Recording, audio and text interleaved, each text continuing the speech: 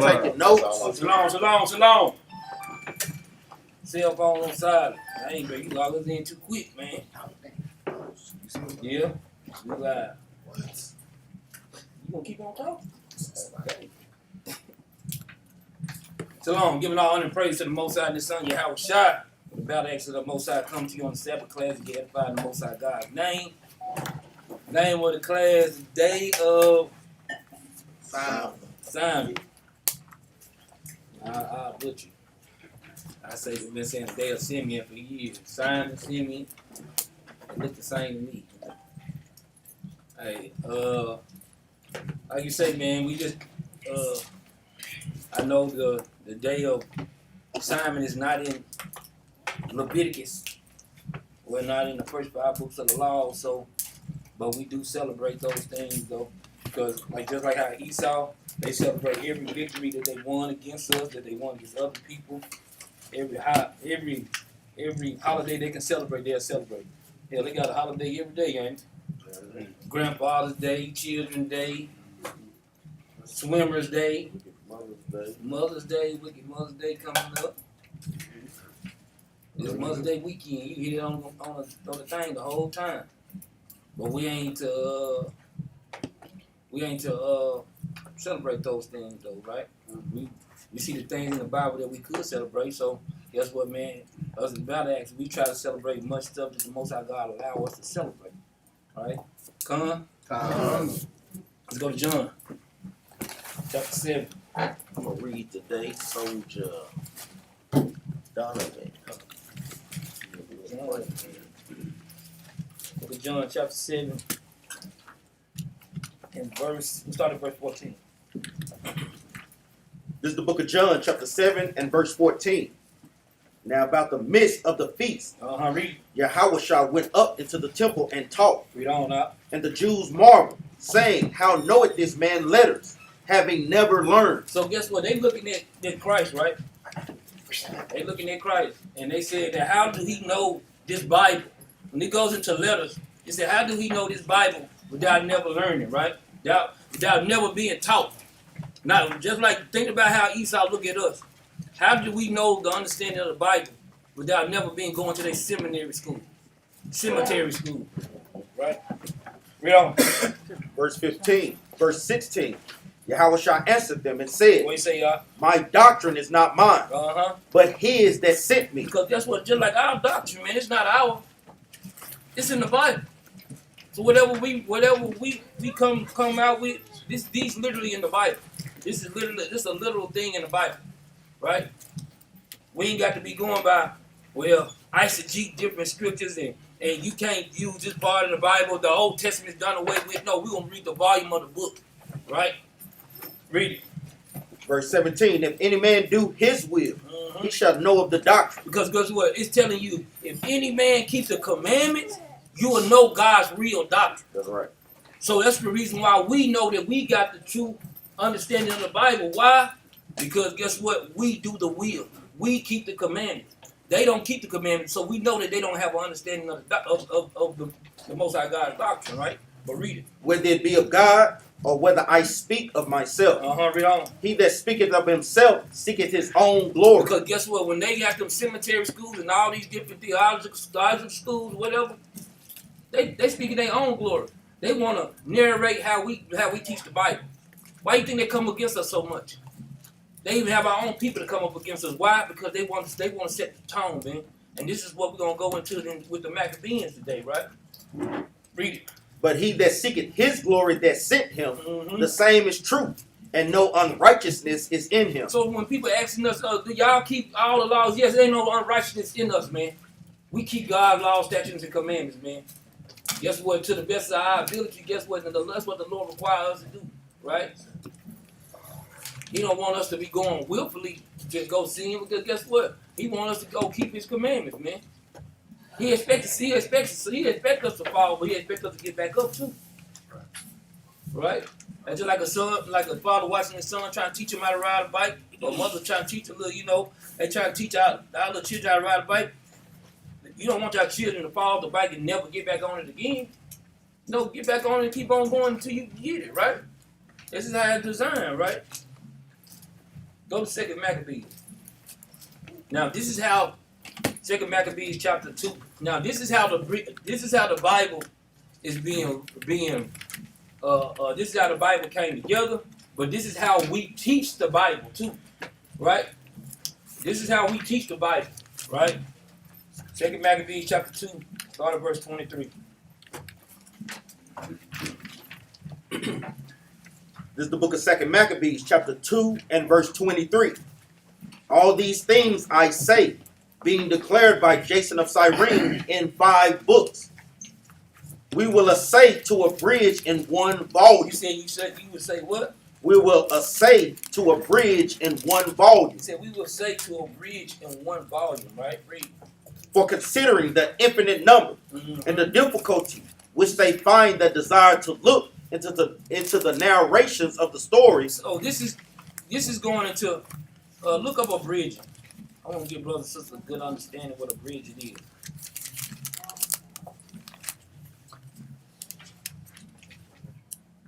Look up the word abridge.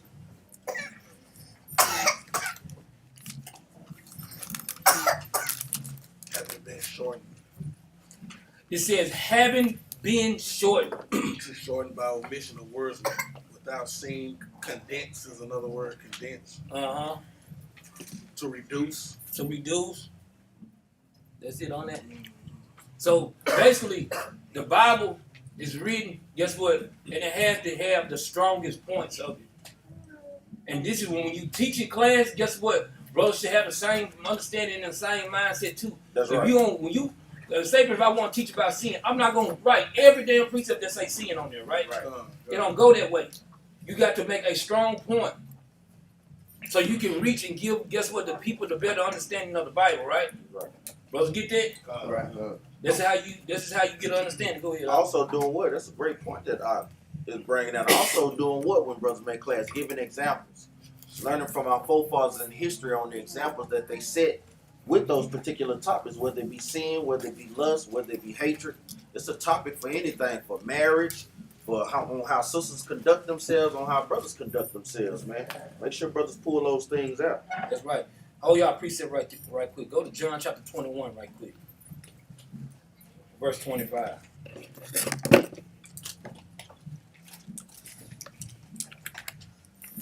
We're going back though. This is the book of John, chapter 21 and verse 25. And there are also many other things which Yahushua did, the which, if they should be written, every one, I suppose that the word itself could not contain the books that should be written. Amen. Y'all see how they go? Christ did so many miracles. There was so much stuff that he did in his lifetime that if they could have wrote all this stuff down, he couldn't contain all the books that it could have been. This goes into how the Bible been abridged. It gives us the best, strongest points on how we should learn and how we should teach. Right? Goes one into the same thing, man, right? I'm going to tell y'all, I got to find it's a precept that show you, guess what? Even in the Chronicles, there's still some stuff that still got to be written. You thinking they ain't going to talk about the acts what Christ did when he, in detail, when he come back and turn Babylon up, on how some of the 144,000 going to be raising hell on the planet Earth? I'm going to find that scripture for brothers and sisters, though. Go ahead, Al. Let's go back to 2 Maccabees.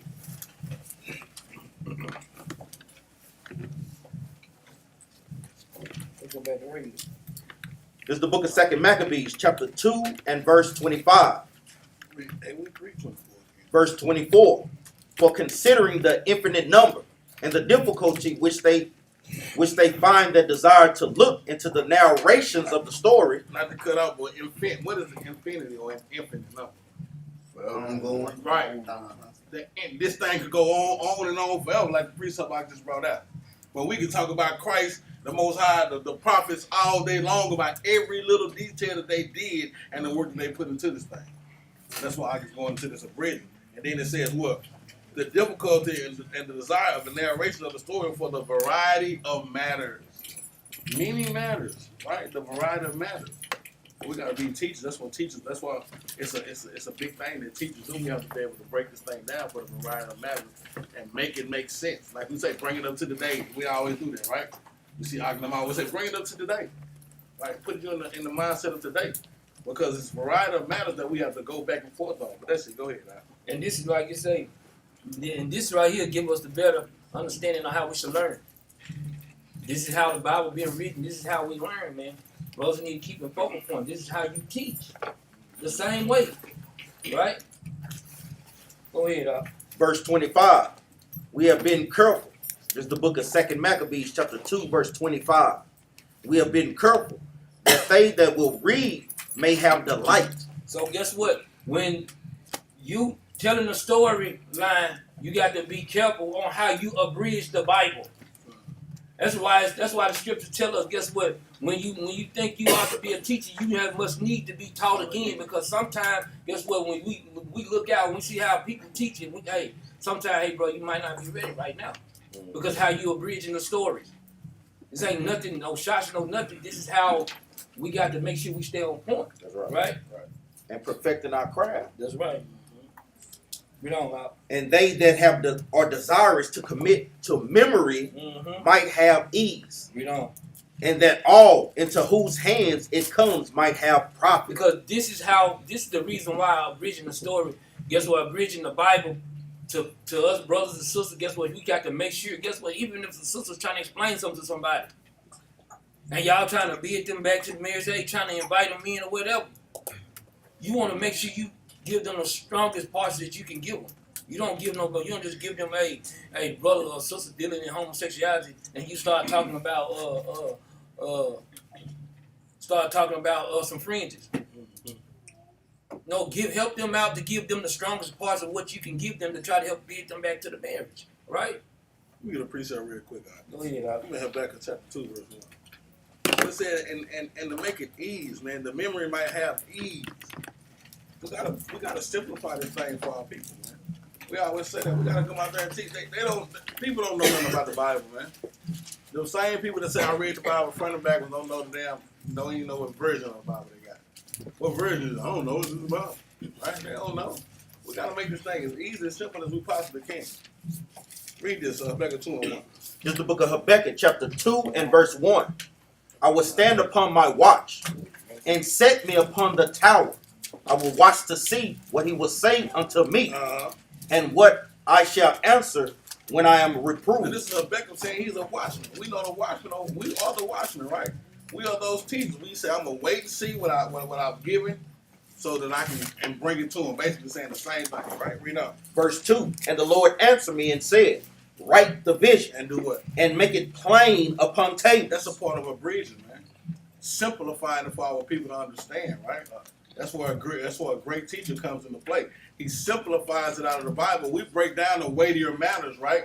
And then we simplify it and abridge it and make it very plain to people to understand. So, oh, yeah, I get that, right? That's what the Bible is saying. This is what Habakkuk is saying. He said, write it upon tables and make it plain, man. Going back to the second Maccabees, he said that the memory might have ease on it, right? Because our people, man, we don't study it. We don't study all like that. We copying our tests and sheets and stuff. We ain't really studying like that. So we got to make it plain in the bridge, man. We'll finish it out right. That he may run that read it. That he may run that read it. You see? Make it plain to him so he can get it straight out the muscle. But brother, I don't understand what you're saying. But brother, I don't get it. Let me make it plain to you then, brother, right? That's exactly what it is. Go ahead, Al. Keep coming on that, man. Let's go back. 2 Maccabees chapter 2. This is the book of 2 Maccabees, chapter 2 and verse 26. Therefore, to us that have taken upon us this painful labor of abridging, it was not easy. You see how they go? So when you see how brothers struggle to get class together, it's not easy. You're like, dang man, I just don't, because guess what? It takes us like this. It's gonna be hard for brothers to put classes together, man. It's not gonna be an easy task because guess what? We got the job. One of the biggest jobs is doing is to abridge the Bible, not adding or taking away from it. It's a big step. Guess what? Even us, they give people the understanding of the Bible. Guess what? Even for y'all sisters, man, it's a big step, right? For the children too, right? Read. It was not easy, but a matter of sweat and watching. You see how they go? Sweat and watching, man. Right? Read. Verse 27. even as it is no ease unto him that prepareth a banquet. He said this thing is just as hard as a person is trying to prepare a banquet for a group of people, right? Or for the feast day, right? Read. And seeketh the benefit of others. Mm-hmm. Yet for the pleasuring of many, we will undertake gladly this great pain. Because guess what, man? For those ones that step up and teach, we're going to take gladly this great pain. So don't get weary. None of us that's out here teaching, that's out here reading, that's out here studying, and guess what, out here keeping these commandments, guess what, we gladly, this great pain, we take it upon ourselves, man. Right? Read it. Leaving to the author the exact handling of every particular, and laboring to follow the rules of an abridgment. Because guess what, we got to labor to follow the rules of the abridgment. Watch how it goes. We'll read it. For as the master builder of a new house must care for the whole building. Think about how a person, if you the master builder of the house, guess what? You gonna care for the whole building. If he laid the foundation, he just cared for the foundation. If you lay the structure, you just care for the structure. But if a person is the master builder of the house, they care for all of it. Y'all understand that? Okay, read it. But he that undertaketh to set it out and paint it must seek out fit things for the adorning thereof. Even so, I think it is with us. So guess what? Just like a person, just like even if you paint, like I say, going into painting the house, man, you can see the details of when somebody mess up when they paint. They like, oh, he messed up right here. Oh, he messed up right there. You can point it out, right? But read it. To stand upon every point. To do what? To stand upon every point. This is the rules of abridgment. To stand upon every point, man, right? Read it. And go over things at large. Go over things at large, read. And to be curious in particular. Because guess what? Be like, dang, what this scripture mean? Hey, let me call out, man. Hey, what this scripture mean? Oh, we're going to get another chapter. Hey, let's get... Guess what? For the particular, we want to make sure that we get every detail right. So when we deliver to the people, guess what? We want them to be happy. We want them to feel the joy of the Bible. To get the best understanding of the Bible. Right? Read it. Belonging to the first author of the story. Because it belongs to the first author, which is what? It don't belong to us. It belongs to... Exactly. Right? Read it. But to use brevity and avoid much laboring of the work is to be granted to him that will make an abridgment. Guess what? All of these things come into a person that makes an abridgment. It's going to take patience. It's going to take long suffering. Guess what? It's going to take you to walk away from the scripture for a while. Come on back, man. It's going to take you to, guess what? Sit back and meditate for a while. Come on back, man. This thing works that way, man. Guess what? Even when you read and study, guess what? And I'm challenging everybody in here, brothers and sisters. I want y'all to pay attention to this, man. I want brothers and sisters to, hey, read between 4 to 6 chapters in the Bible every day. Read between 4 to 6 chapters every day. I'm challenging all brothers and sisters to read at least 4 to 6 chapters every day. That ain't number 5 or 10 minutes out of your time, man. Because guess what, man? We know the pain and affliction and the spirits that floating around the room to help. Guess what? We struggle. We got to get on one accord about something. We got to start somewhere. Brothers and sisters going to have to start stepping up. 4 to 6 chapters a day, man. We got to start getting on it, man. We got to start studying to show ourselves approved unto the Lord, man. Right? And that word brevity means what? Concise and exact use of words in writing or speech. Meaning when brothers out there doing classes, teaching, get to the point. You want to make it plain, conveying much in what? In few words. That's right, man. No, you want to pull everything off the meat, but guess what? You do all that with what? With concise and precise words. Because a lot of times our people don't have no damn long attention span. They want to be, brother, what you got? Brother, I got the train to go. Brother, what you got? You got to hear it, brother. Hey, you want to get to the point, man, and make it plain. Be calm, man. Read verse 32 out. Verse 32. Here then will we begin the story, only adding thus much to that which had been said, that it is a foolish thing to make a long prologue. It says a foolish thing to make a long prologue, man. Right? Read. And to be short in the story itself. And to cut the story short. You don't want to cut the story short, or you don't want to make a long prologue. The Lord want a what? A just balance and a just weight. Right? This is how we expect him to learn the Bible, man. This is how we expect him to teach, man. This is how we expect him to get our understanding, man. Go to Daniel chapter 11. And the prologue is just an introduction into what you're going into. 11 and 31.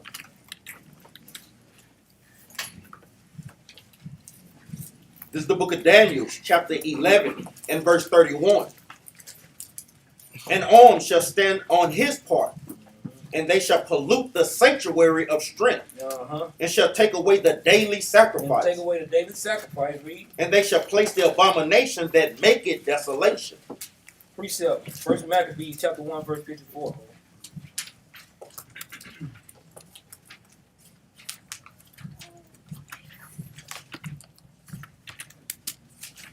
First Maccabees chapter 1, verse 54. Right, vice versa, saying the same thing. You can jump up and get This is the book of First Maccabees, chapter 1 and verse 53.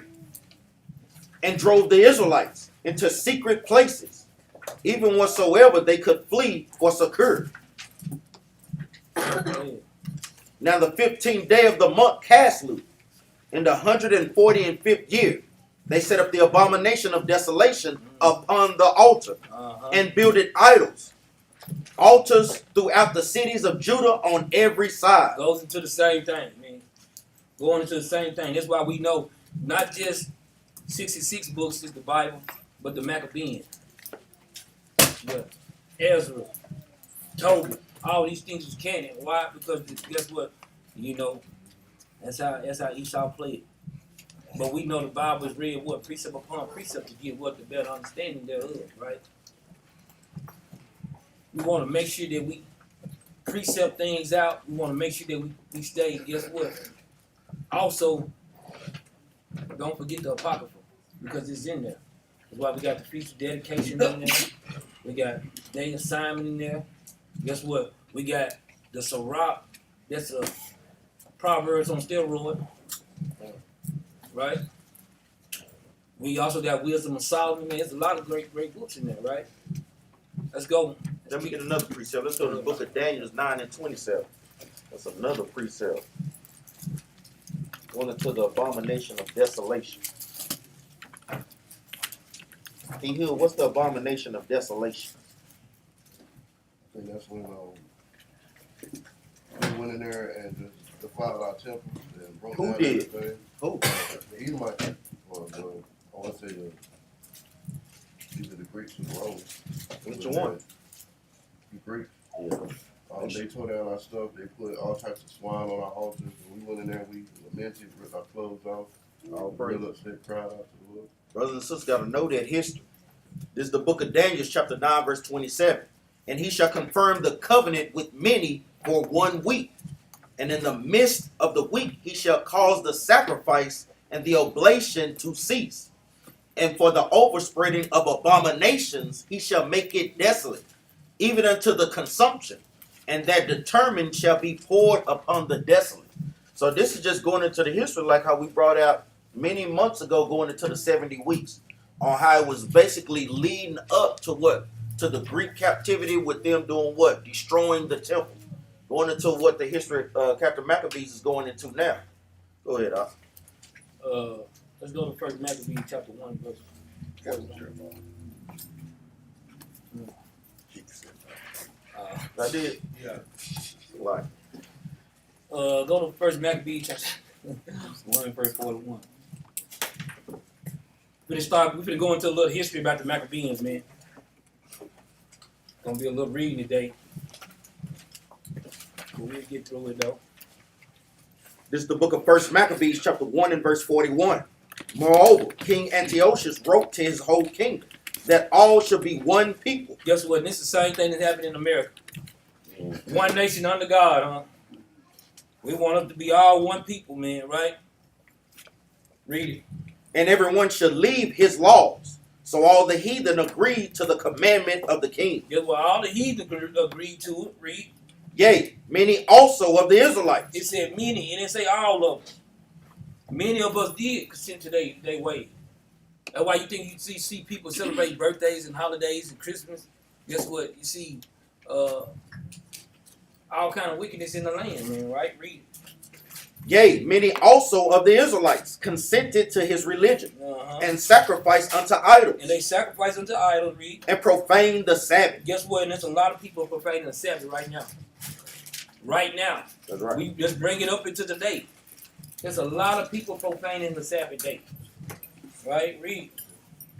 For the king had sent letters by messengers unto Jerusalem and the cities of Judah, that they should follow the strange laws of the land. So guess what, man? Our people, guess what? They want to straight. Guess what? The king sent the little. He sent the little message for them to do it, and our people, guess what he did? We took hold to it. Let's do it. It's cool. Because guess what? Our people got the mindset. We always want peace. Just think about it. Even in our, let's think about it. At our job, we want peace. In our homes, we want peace. Guess what? We get off to ourselves because we just want peace. Think about how we do. Our nation of people, we're a nation of people that seek peace. But the other nations don't seek peace like we do. And guess what? That's why when we get back into rulership again, we're gonna put the world back in peace again. Because that's what we seek. Right? Why you think the Lord gave us a Sabbath day of rest? Because we seek peace. Right? Where we at? Verse 45. Read. And forbid burnt offerings and sacrifice and drink offerings Read. in the temple, In the temple, read on. and that they should profane the Sabbaths and festival days. Because guess what? And this is how we do right now. Y'all celebrate Passover. Dang, y'all celebrate Feast of Dedication. They profane those things. They look down on those things. Just like everything we do, if you read it then, guess what? It goes right into now. It don't change, man. What they say, it's the same bird. Guess what? It's just a different wing. That's right. Even in that last part, it said the Sabbaths and festival days. Like we say, the day of Simon is a what? A festival day. So I know brothers understanding, sisters, like we say, asking about the no buying and no selling, it was not considered a Sabbath, but a what? A feast day. A festival day. Throw down verse 48. Verse 48. That they should also leave their children uncircumcised. What does that mean, brothers? Tell me why. What's that mean? They ain't giving them no understanding of the Bible no more. Because they left them uncircumcised their heart and their mind. And guess what else? What, in the ear. They go with it. And in the flesh too. That's right. Because guess what? Esau so profane, they'll circumcise your baby fresh out the womb. Yep. We supposed to wait for 8 days. They wait fresh out the womb, man. Baby be uncircumcised. Right? Or sometimes they don't circumcise them at all. Right? And you see, even with the fake Jewish people today, Oh, man. boy, that's the terrible tradition ever, man. I'm talking about terrible. Oh, Yeah, you hold the peace, yeah, on that thing, because we have to watch the words that we say on this mug. But we know exactly what it is. Like we say, yeah, the rabbis, shoot, hey, giving them herpes and so forth, man. I mean, it's thing wicked as hell. Then nobody calls them out on. Right. And then the world won't say nothing, man. The world ain't gonna say nothing about these Edomite devils, man. That's right. They running. Right? Jump down to chapter 2 and verse 1. Let me finish it out. Yeah. Finish that. Verse 48, that they should also leave their children uncircumcised Mhm. and make their souls abominable with all manner of uncleanness and profanation. So, and then hold on, because it's throwing the laws behind it. That's right. When you make your child to do that, you throw the laws behind you. Right? Bible to the fire. Look at 49. Verse 49, to the end they might forget the law and change all the ordinances. That's what happened. That's what definitely happened. That's what happened to our nation of people. Forgetting the law to the point that, guess what, man? People are sinning and don't even care about sin. I told you before I got into the truth, guess what before I got into the truth, I accepted that I was going to hell. I accepted that I was going to the lake of fire. I literally accepted that because I didn't see nothing that was good for us in this world. Guess what? A lot of our people don't see the greatness of who we are as a nation. So they accept going to the lake of fire because they lack knowledge. But if they had the right knowledge, guess what? When I woke up to this truth, I was like, hey, All this for us? Dang, only thing we got to do is just wait just to get it back? Just to be on top again? Hey, this is how you waking up a pure mind, right? Now, guess what? That's why the Lord said ain't no condemnation, because guess what? What I accepted once before, I ain't got to accept it no more. I can endure to the end, and I can be saved, right? Read 50 right quick. My bad. Go ahead. Verse 50. And whosoever would not do according to the commandment of the king, he said he should die. So how was it that they could conform us to these different acts? It's because it was your life or death on the line, right? The king said he sent out letters, right, to tell everybody, you got to conform to this, or you're going to get put to death. And we see this is what happened to us today, right? So that's what they put on the light. Well, if you don't do it, then you're going to die. So what you want to do? That's why you see the woman with the 7 children, when they died a good death, right? They didn't want to conform to those things, just like the Maccabeans. This is what they said, we're going to fight. This is that. We come. Jump down to chapter 2, verse 1. This is the book of First Maccabees, chapter 2 and verse 1. In those days arose Mattathias, the son of John, the son of Simeon, a priest of the sons of Jorim, from Jerusalem, and dwelt in Modin. I got 2 questions. The Maccabeans, what tribe they from? Levi. And the land of Modin. Keep that in y'all mind. It said they dwelt in the land of Modin. Keep that in your mind, because we're going to revisit that again. That's going to be the second question I ask. It's going to be down the line. Right? But read on. Verse 2. And he had 5 sons. Joannan, called Caddis. Read. Simon, called Thassi. Judas, who was called Maccabees. Eleazar, who was called Arabin. And Jonathan, whose surname was Aphus. So guess what?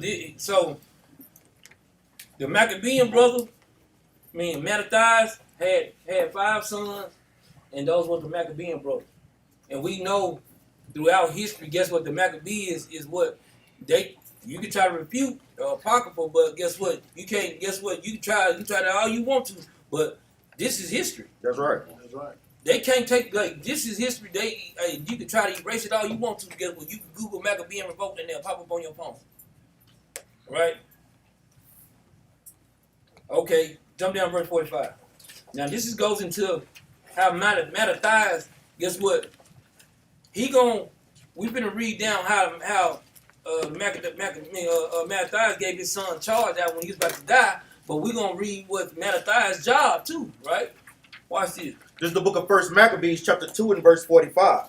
Then Mattathias and his friends went round about and pulled down the altars. So Mattathias, then, guess what? They were putting down the altars, right? Read.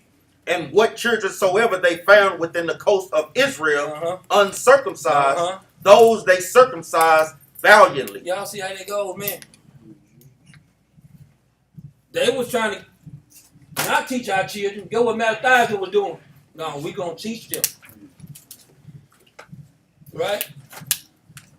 This is how we got to bring this up to today. They don't want to teach our children law, statutes, and commandments, but what we going to do? Teach our children law, statutes, and commandments, man. Right? That's what it say. Valiantly. Right? Read. Verse 47. They pursued also after the proud men, and the work prospered in their hand. He said they also pursued the proud men. That's right. Who is that talking about? Esau. How do we know? That's right. Precepts, man. Like we say, the Most High God is constantly giving us their characteristics, man. We're proud to be an American. Hey, they proud of that thing, man. Right, read. So they recovered the law out of the hand of the You Gentiles. see how they go? Because it wasn't given to them. That's right. I'm telling you, brothers better be lining this thing up. These are brothers want to be deep. These is deep precepts. But I didn't catch that, brother. Nigga, you wasn't paying attention in class. These is precepts right here. Like, you can literally just have these things ready for when, guess what, Esau come back out there. Oh, brother, got that precept on Gentiles. These the real Gentiles right here. Right there. And we took the law from them. You see what brother gonna remember that thing at camp. I'm talking about literally taking the law from them because it Man, wasn't for real. given to them, man. Right? Read it out. So they recovered the law out of the hand of the Gentiles, and out of the hand of kings. Neither suffered they the sinner to triumph. Right? Read on. Now when the time drew near that Mattathias should die, he said unto his sons, now had pride and rebuke gotten strength, and time of destruction, and the wrath of indignation. Right? Because guess what? He said, man, look, this is time to be rebuked, man. This is destruction and not. We're going to have to fight back for our nation again, man. Guess what? We got to think how we think now. We got to fight back for our nation again. That's right. Right? Read it. Now therefore, my sons, be ye zealous for the law. For the what? For the law. For the law, read. And give your lives for the covenant of your fathers. Man, guess what, man? If we ain't fighting the teeth and nail for these laws, statutes, and commandments, man, what the hell we in the damn truth for, man? Right? What are we in the truth for, man? Jump down to verse 64, man. It's the charge that he gave his children, man. Verse 64. Wherefore, ye my sons, be valiant, and show yourselves men in the behalf of the law. I go valiant again. Strong, courageous, boldly. That's right. Oh, that word. It said, it told his son to be valiant of the law, man. Right? Read. And for by it shall ye obtain glory. This is how we obtain the glory and the covenants and the promises. And the giving of the law. Right? This is how we obtain the glory. That's right. Right? Precepts should be flying. That's right. Right? Read. And behold, I know that your brother Simon is a man of counsel. Y'all keep that in mind. Simon is the man of counsel. He's going to give all the brothers on how he felt about Simon and Simon's job. Right? Read. Give ear unto him always. It said always listen to Simon. You got a situational problem, you go to Simon. Right? Read. He shall be a father unto you. What does that mean saying he should be a father unto you? Leader. A leader. He's the leader. Whatever needs to be done, y'all go to Simon. He's the leader. Right? Read. Going into what? A counsel always do nothing without what? Without counsel. Exactly. Simple as that. Right? Read. As for Judas Maccabees, he had been mighty and strong. Because guess what? Y'all know you got that one. Hey, you got people in your family, man. Hey, they just don't go. They don't go for it, man. Hey, he was one of the brothers that didn't go for it, man. Hey, Judas Maccabees, he about that action ball, right? Marie. Even from his youth up, let him be your captain. So guess what? He was gonna be over the military, read. And fight the battle of the people. Because he was like King David. He was like a lion. He wasn't going to turn down a battle. If it was brought forth, guess what? Hey, Judas going to, let's get it. All the way to the death, right? But read. Take also unto you all those that observe the law. So not just do that. You take everybody with you that's going to follow God's laws, statutes, and commandments. Because if they follow God's laws, statutes, and commandments, we know we'll get the victory. We're going to win this battle. Right? Read. And avenge ye the wrong of your people. Recompense fully the heathen. It said do what? Recompense fully the heathen. Man, it said don't spare them at all. Recompense fully. Whatever you got to do to destroy them, that's what you do. Right? Read. And take heed to the commandments of the law. So he blessed them and was gathered to his father. So he blessed them and was gathered to his father. Read. And he died in the 146th year. And his sons buried him in the sepulchres of his fathers at Modin. Y'all, they go that Modin word again. This is the land where they buried, guess what, the forefathers did. Right? That's why I say, remember the land of Modin, man. Right? Read. And all Israel made great lamentation for him. So all Israel made a great lamentation for Mattathias. But he gave the charge to his sons, man. Right? Let's get a precept, man. Let's go to Sirach chapter 30. Y'all hold that precept. We're going back over there. Sirach chapter 30, verse 1. This is the book of Sirach. Chapter 30, verse 3. Sirach. This is the book of Sirach, chapter 30 and verse 3. He that teaches his son grieveth the enemy. This is what Mattathias was doing. King David was doing. And many other our forefathers was doing, man, right? And it's how we doing right now, right? Read. And before his friends he shall rejoice of him. Though his father died, Though his father died, read. yet he is as though he were not dead. Uh-huh. For he had left one behind him that is like himself. Y'all see how they go? That's why it's pivotal that we teach, that we learn, that we study, right? Get a better understanding of the Bible so we can be able to give these things, man, to the people that's left behind us, man. And we should die, right? But read. While he lived, he saw and rejoiced in him. Mm-hmm. And when he died, he was not So sorrowful. guess what, man? And this is how when we leave this understanding back for our children, guess what, man? And we see the joy. Okay, I think he gonna do it. He gonna keep the commandments. He gonna follow God's law. And then once he died, he wasn't sorry. That's He felt right. good. Hey, all praise to the Most High. Our nation still got a chance, right? And this helps brothers and sisters, man, when you constantly read over these things, because I know, like we always say, our nation of people do what? We take debt hard. But according to the Bible, death is just another part of life, man. Hey, remember, he ain't the God of the dead, he's the God of the what? Of the living, man. So knowing that, guess what? He going to raise that spirit back up anyway. That's what brothers and sisters must have confidence in. Like, if you teaching your children that, hey, don't be sorrowful, man, and give them a good understanding, this should lead their path, man. That's right. Verse 6. Verse 6, he left behind him an avenger against his enemies. This is what Maccabeans was doing. Leaving behind an avenger against his enemy, right? Read. And one that shall requite kindness to his And friends. guess what? And the one that's gonna, guess what? Is gonna be good to his friends or will be good to his nation. That's what this going into, man. One is gonna stand up for his nation, gonna be, hey, there for his nation, right? Let's get another precept. 2 Timothy chapter 2, verse 2.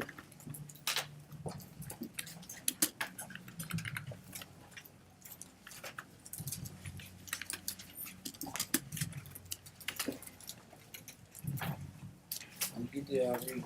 This is the book of 2 Timothy chapter 2 and verse 2. And the things that thou hast heard of me among many witnesses, the same commit thou to faithful men, Read. who shall be able to teach others also. Because this is what Maccabeans is doing. Guess what? The king, guess what? He wrote, hey man, hey, don't keep God's laws. Hey, we're gonna be one nation. Maccabees said, hell no. We the children of Israel, we not with them. Y'all gonna keep God's laws, statutes, and commandments, man, right? Watch his reading. Verse 3, thou therefore endure It hardness said in their hardness, read. as a good soldier of Yahushua. So guess what? Our forefathers, they was a good soldier of Yahushua. Guess what? We should think the same. You should know the same thing too. That's right. Our children should know the same thing too. Our women should know the same thing too. Right? We in this good fight together, right? Read it. No man that warreth entangleth himself with the affairs of this life. Read that again. No man that warreth entangleth himself with the affairs of this life. We know things gonna go on in people's life. Don't get distracted. And don't get entangled in it. Man, come on, man. Because it's easy to do it. It's easy to do it. Right? Read it. That he may please him who had chosen him to be a soldier. This is why we do what we do. We're going to please the one that chose us to be a soldier. In this That's time, right. Man. Right? What you think, man? What you think Maccabees was teaching his son, man? To please him that chose us. You got to think, man, he didn't choose us. Man, the Most High God literally individually chose every single one of us in this building. He individually chose every single one of us in this troop. Individually. He didn't bring all of us. He didn't bring us in the troop together. Did all y'all come in the troop together? No, you came in there by yourself. Out of all your whole family. You didn't bring your family with you. You know he chose you out of your whole family. He didn't bring your whole family. No, I'm going to just bring your whole family. No. There was one person came in. Guess what? One of your family members might have heard down the line, but he didn't come in with you. All right? Let's go back. Let me read verse 5 right Go quick. ahead. Verse 5, and if a man also strive for masteries, yet he is not crowned, except he strive lawfully. And that point is heavy, because if you want to be a leader in this troop, the Most High God he's literally showing you have to strive lawfully. Meaning what you have a total package of body of work, man. Some brothers good at this. You want to be an overall good person. Meaning what? Be able to know a little bit about a little of everything, or be able to do something. So the Most High God has given us qualities and characteristics to identify if you want to be a leader. And if you ain't at that position, that's something you're gonna have to check in your spirit to. What can I do better to get to this level? Let's go back to 1 Maccabees chapter 3.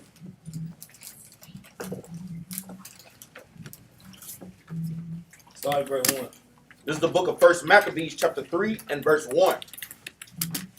Then his sons, Judas, called Maccabees, rose up in his stead, and all his brethren helped him. And so did all they that held with his father. And they fought with cheerfulness the battle of Israel. Man, you see how that goes, man.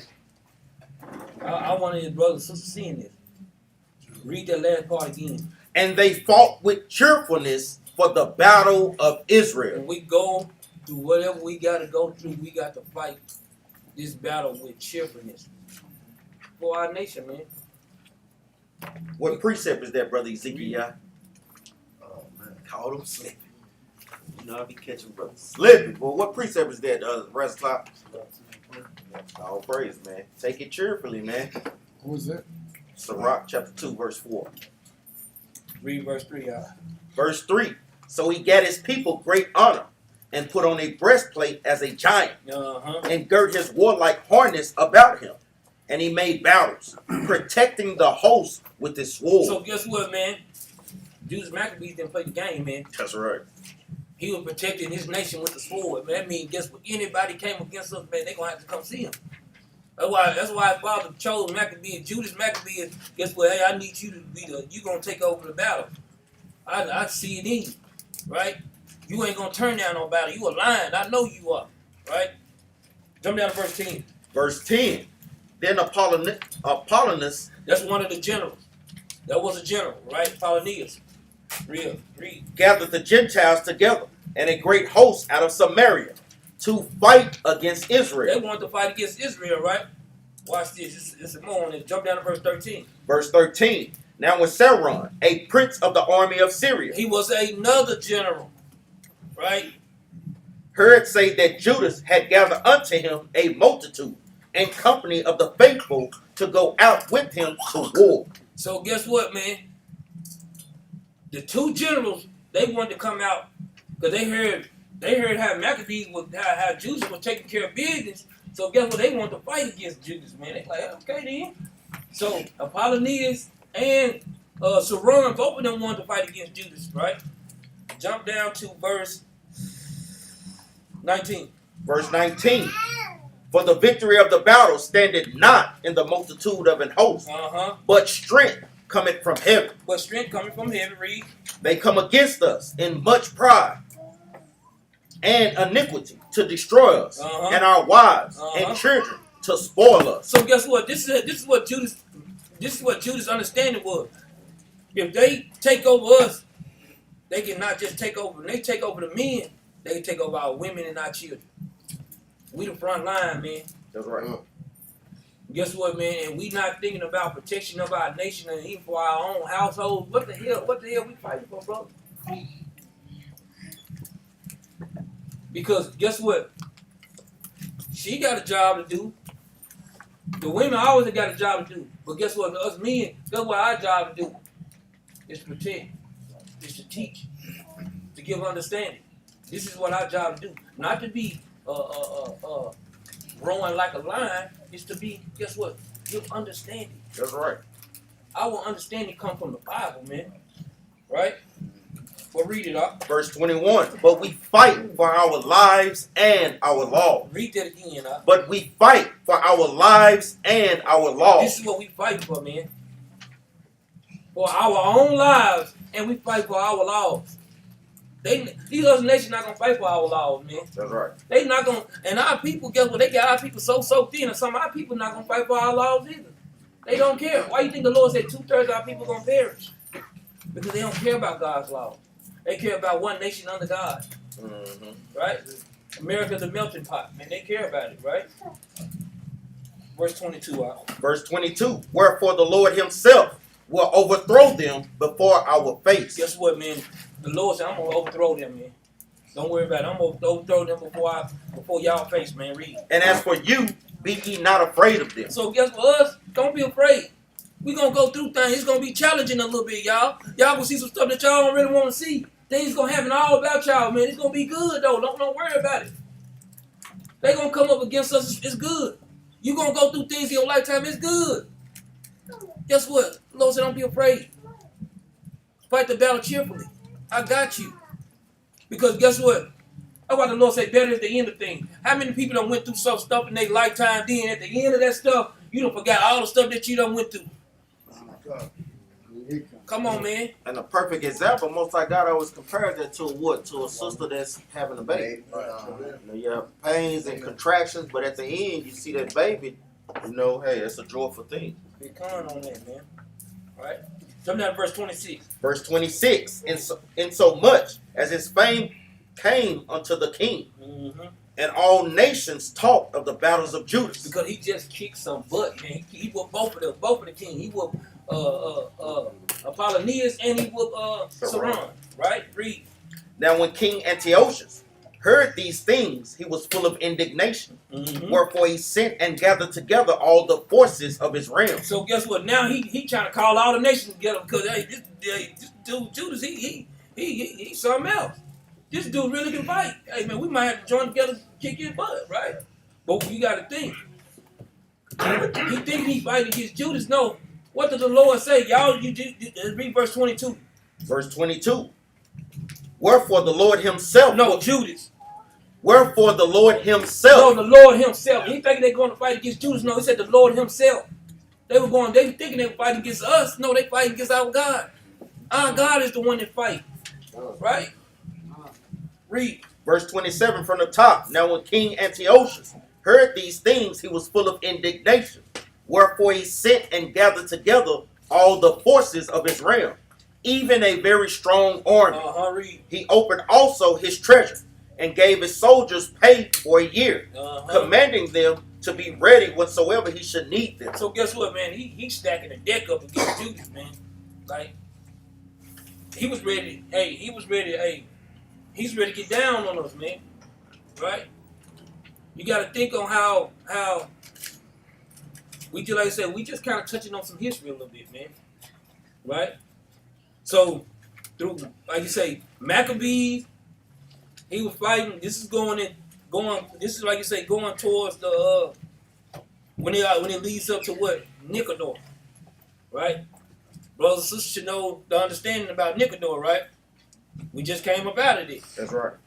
Right? I'll touch it a little bit. Go to 2 Maccabees. Chapter 8. We're going to show you how wicked but Nicanor. Start at verse 8.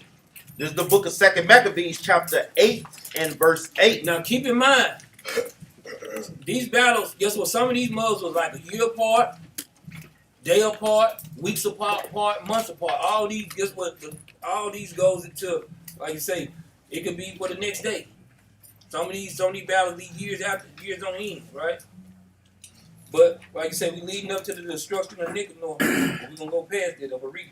This is the book of 2 Maccabees, chapter 8 and verse 8. So when Philip saw that this man increased by little and little, and that things prospered with him still more and more, he wrote unto Ptolemy, the governor of Cleosyria and Phoenice, to yield more aid to the king's affairs. Because guess what, man? Judas kept on kicking butt. So they need more aid to the king's affairs, man, because they were tired of this dude, man. Right? Read. Then forthwith choosing Nicanor, the son of Patroclus, one of his special friends. He was one of his special friends. Read. He sent him with no fewer than 20,000 of all nations under him. Right? Read. To root out the whole generation of the Jews. So guess what? He wanted to root out the whole generation of the Jews. Well, watch how wicked he did, though. Read. And with him he joined also Georgias, a captain, who in matters of war had great experience.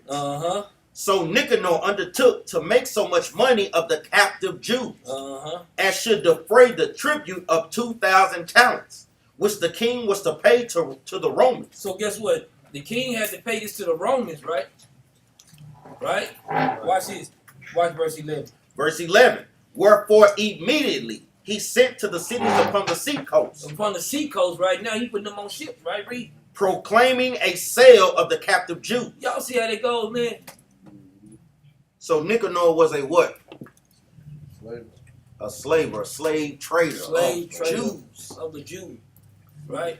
Slave trader, man. And no man should buy you. See how they go, man? Right? Read.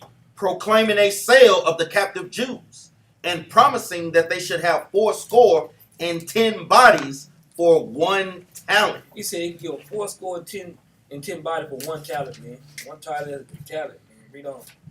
Not expecting the vengeance that was to follow upon him from the Almighty God. He didn't give a damn about the vengeance of the Almighty God that was gonna come upon him. I'm gonna sell these niggas. Right? I'm gonna sell me some of these niggas. These what? These some of what? Oh, I sell some of them. Right? Because Nicanor had a what? He had a great hatred towards us, man. Right. He had a great hatred, man. That's what they said in First Maccabees. What's that? Go to First Maccabees right quick, chapter 7. I know we're gonna be jumping back and forth, but this give us the better understanding of the Bible, right?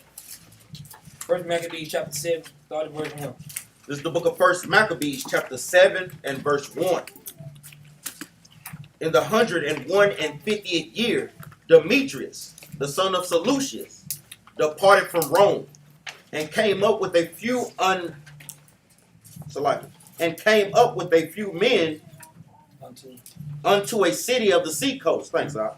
And reigned there. And reigned there. Guess what, man? Keep in mind what Nicanor was doing. And jump down to verse 23. Verse 23. Now when Judas saw all the mischief that Alchemist and his company had done among the Israelites, even above the heathen. Even above, y'all know, and we're going to read about some alchemists, man. We're going to go into them a little bit. Because alchemist was one, well, I'm talking about one, man, alchemist was wicked as hell, man. Alchemist was what? An Israelite, man. That's right.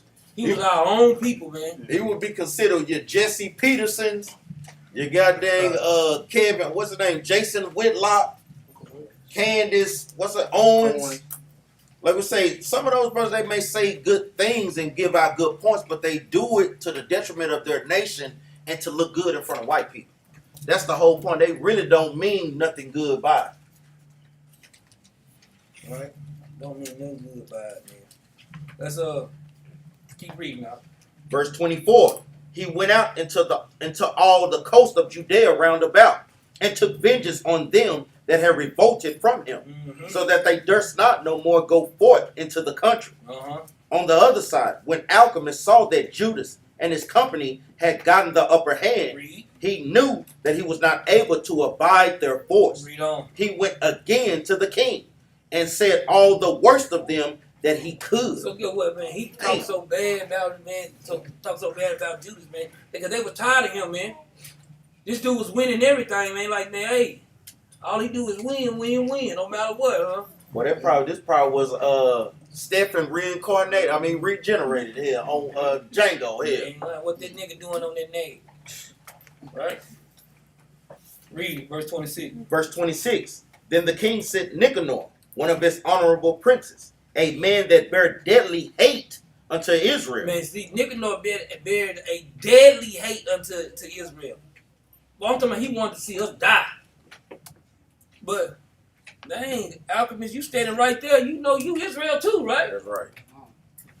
That's going back into what? The Feast of Purim, when Mordecai was telling Esther, don't think that you're going to escape the hand. Right. Like, come on, man. Real, man, right? What was it? Verse 26, read that. Verse 26. Then the king sent Nicanor, one of his honorable princes, a man that bare deadly hate unto Israel, with commandment to destroy the people. So Nicanor came to Jerusalem with a great force, and sent unto Judas and his brethren, deceitfully with friendly words, saying. So guess what, man? This is how, you know, Nicanor, he want to be deceitful to Judas, man, you know. But we ain't going to go that deep because I don't want to take too much from the class. But you see how the destruction of Nicanor went. That's why Judas, man, hey, I had to go on ahead and take care of the business on him, right? Let's go back. Let's go to 2 Maccabees chapter 14. I know we jumping around, but those account goes with another account, right? Just how thinking about how Matthew, Mark, Luke, and John just wrote, right? Going to some of the same accounts, but they're giving a better understanding too. Second Maccabees chapter 14, starting verse 17. This is the book of Second Maccabees, chapter 14 and verse 17. Now Simon, Judah's brother, had joined battle with Nicanor, but was somewhat discomforted through the sudden silence of his enemies. So Simon had a battle Simon had joined battle with Nicanor, but he heard a silence. He like, man, there's something wrong, man. What you say that book had the Edomites, they would go to war with us, they'll take off all their clothes. Naked. Butt ass naked. And fight us with sword and nudity. And some of the army just ran away when they seen how they came to battle. Cause if I was seen then I ain't gonna lie, I'm not gonna lie. I'm like, bro. Come on, man. You get knocked off that horse, boy. Yeah, you don't know if they gonna try to rape you or fight you, bro. It's all hell, man. Right? It's all hell, man. Read that, 2 Maccabees chapter 14, verse 17. This is the book of 2 Maccabees, chapter 14, verse 17. Now Simon, Judah's brother, had joined battle with Nicanor, but was somewhat discomforted through the sudden silence of his enemies. Mm-hmm. Nevertheless, Nicanor, hearing of the manliness of them that were with Judas, and the courageousness that they had to fight for their country, Read. durst not try the matter by the sword. Guess what? They knew not to try to matter by the sword. Why you think when we just read this in First Maccabees chapter 7, what happened? He seen that how Judas Maccabees was walking, what he did. He wasn't trying to talk peaceable words to him. Right? Well, read. Verse 19, wherefore he sent Poseidonus and Theodus and Mattathias to make peace. So when they had taken long advisement thereupon, and the captain had made the multitude acquainted therewith, and it appeared that they were all of one mind, they consented to the covenant. They wanted to make a covenant. This is what Esau do. Guess what? When you start whooping in butt a little bit, okay, we friends, right? After you kicking their butt, they want to be friends, man. Right? Remember, the Most High God told us in what? Deuteronomy chapter 7, what? And thou shalt make no covenant with them, man. Right? That's why the Most High God is telling us to literally go into the law is for profit unto us. We knowing these things, we ain't having no dealings, we ain't sending an ambassador to them, we ain't doing none of that stuff, man. Because we already know it's all deceit. So, at this time, like, think about what's going on. They wanted to make a covenant with them, right? Now, think about, they agreed, and guess what? They actually honored the covenant for a little while, right? But watch what happened in verse 23. Verse 23, now Nicanor abode in Jerusalem, and did no hurt, but sent away the people that came flocking unto him. So now think about it. Now, he bowed in Jerusalem. Nicanor bowed in Jerusalem. He went over to destroy him. But guess what? He didn't really want no part of the Maccabeans. He didn't want it. Now I'm gonna send away the people. I'm gonna send them away. All the people ready to war, I'm gonna send them away. I'm gonna send your people away, my people away. We're gonna make it good, right? Well, watch it read. Verse 24, and he would not willingly have Judas out of his sight, for he loved the man from his heart. So he loved Judas. Nicanor, he loved Judas. Why? Because guess what? He feared Judas. He feared what Judas would have done to him, right? But read.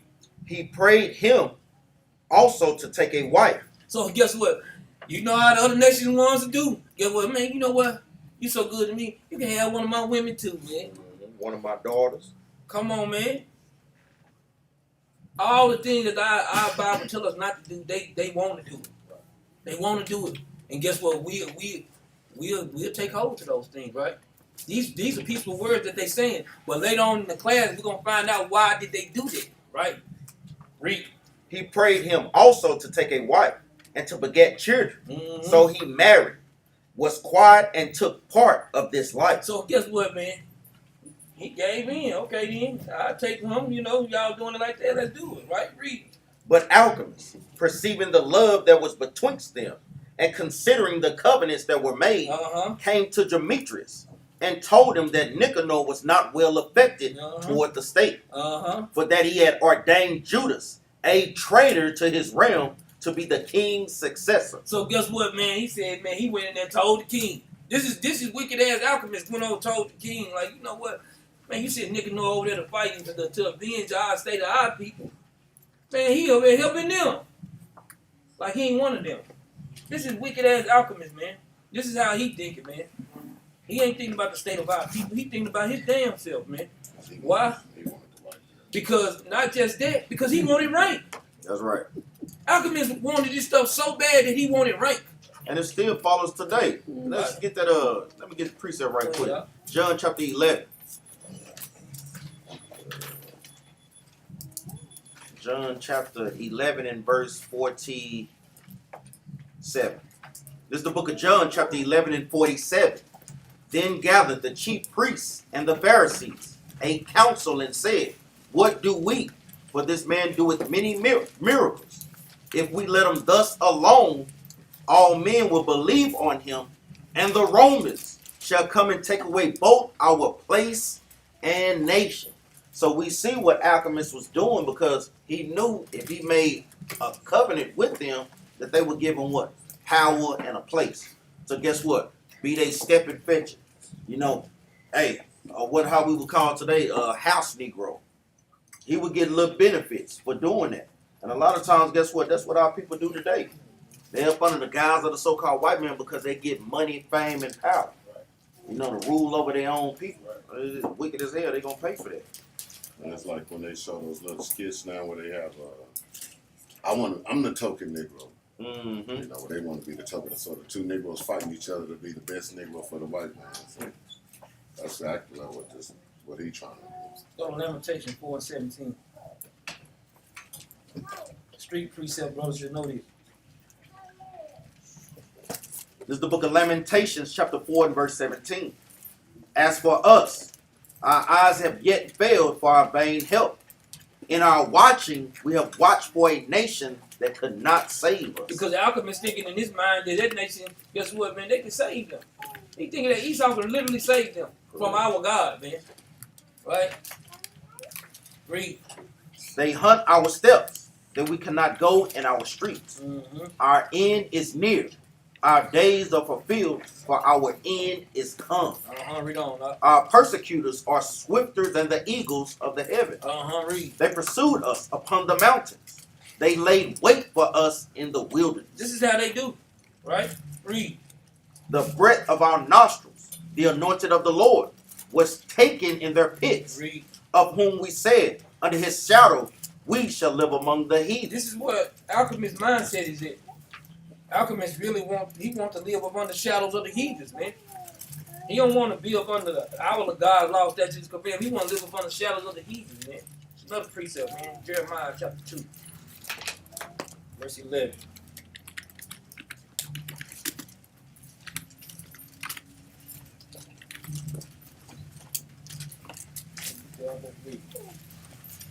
This is the book of Jeremiah, chapter 2 and verse 11.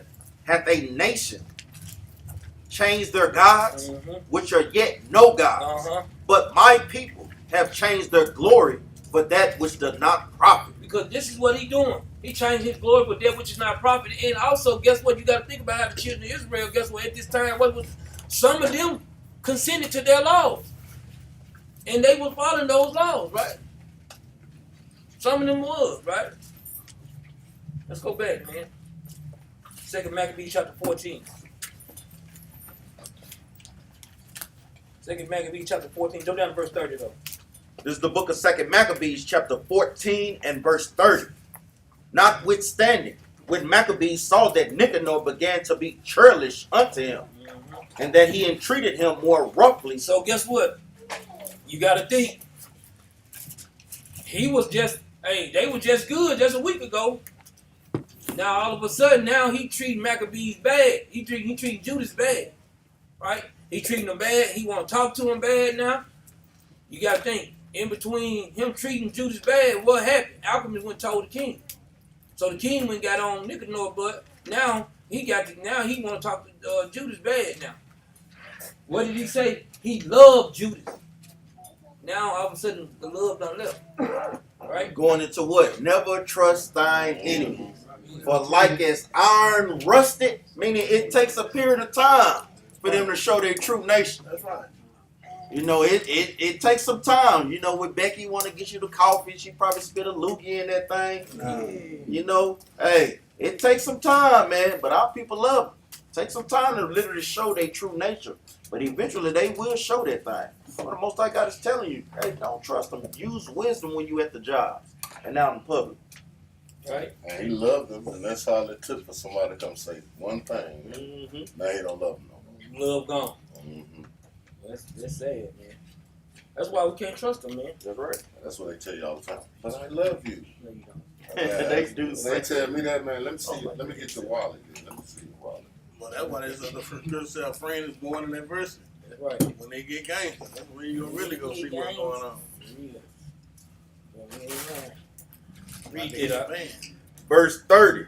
Notwithstanding, when Maccabees saw that Nicanor began to be churlish unto him, and that he entreated him more roughly than he was wrong, perceiving that such sour behavior came not of good, See, this ain't Maccabees like, man, this ain't good, man. The way you treat me, man. Right? Read. he gathered together not a few of his men, and withdrew himself from Nicanor. But the other, knowing that he was notable, prevented by Judas' policy, came into the great and holy temple, Read. and commanded the priests that were offering their usual sacrifices to deliver him the man. So they went to the Levites. Guess what? They said, man, we need Judas. We want y'all to give us Judas, man. Right? They were just cool. They just cool. Now they said, no, we need Judas. I want y'all to bring him to us. Right? Read. And when they swear that they could not tell where the man was whom he sought, he stretched out his right hand toward the temple and made an oath in this manner.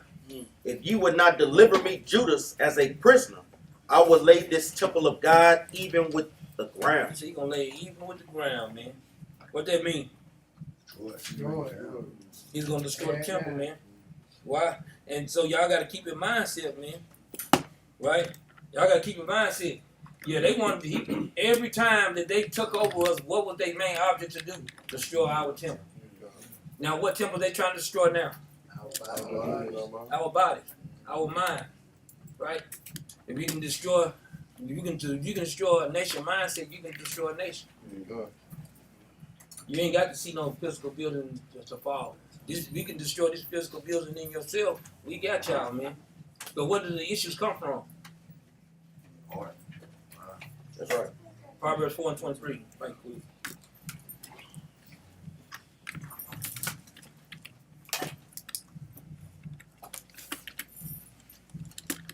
This is the book of Proverbs, chapter 4 and verse 23. Keep thy heart with all diligence, for out of it are the issues of life. Because this is how we get all the issues from our mind. If you can control a person's mindset, you got to understand it. You can do what you want to do. You know, a lot of times people don't thinking that it's got to be carnal. It ain't a carnal thing. It's a spiritual thing, man. Right? But he pointed at the temple. Y'all see how he pointed at the temple? He said, man, yeah, we're going to lay that down to the ground, right? But what happened to Nicanor? Go to 1 Maccabees 7 and 40. 7. Meaning what? He reaped what he sowed, man. Like I said, we keep in mind, we going through history, man. Hope brothers and sisters getting some good understanding of it, man. Get y'all read 1 Maccabees 7 and 47. This is the book of 1 Maccabees, chapter 7 and verse 47.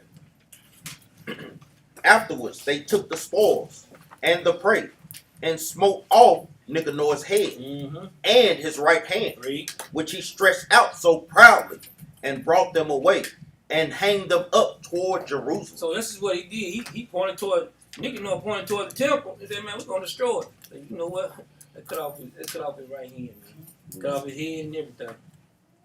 Proudly, he proudly did to get what and Judas Maccabee proudly went on him that business on his butt too. Right? I'm gonna tell you, a lot of times when y'all see the judgments of the Most High, boy, he call you out on that thing, boy.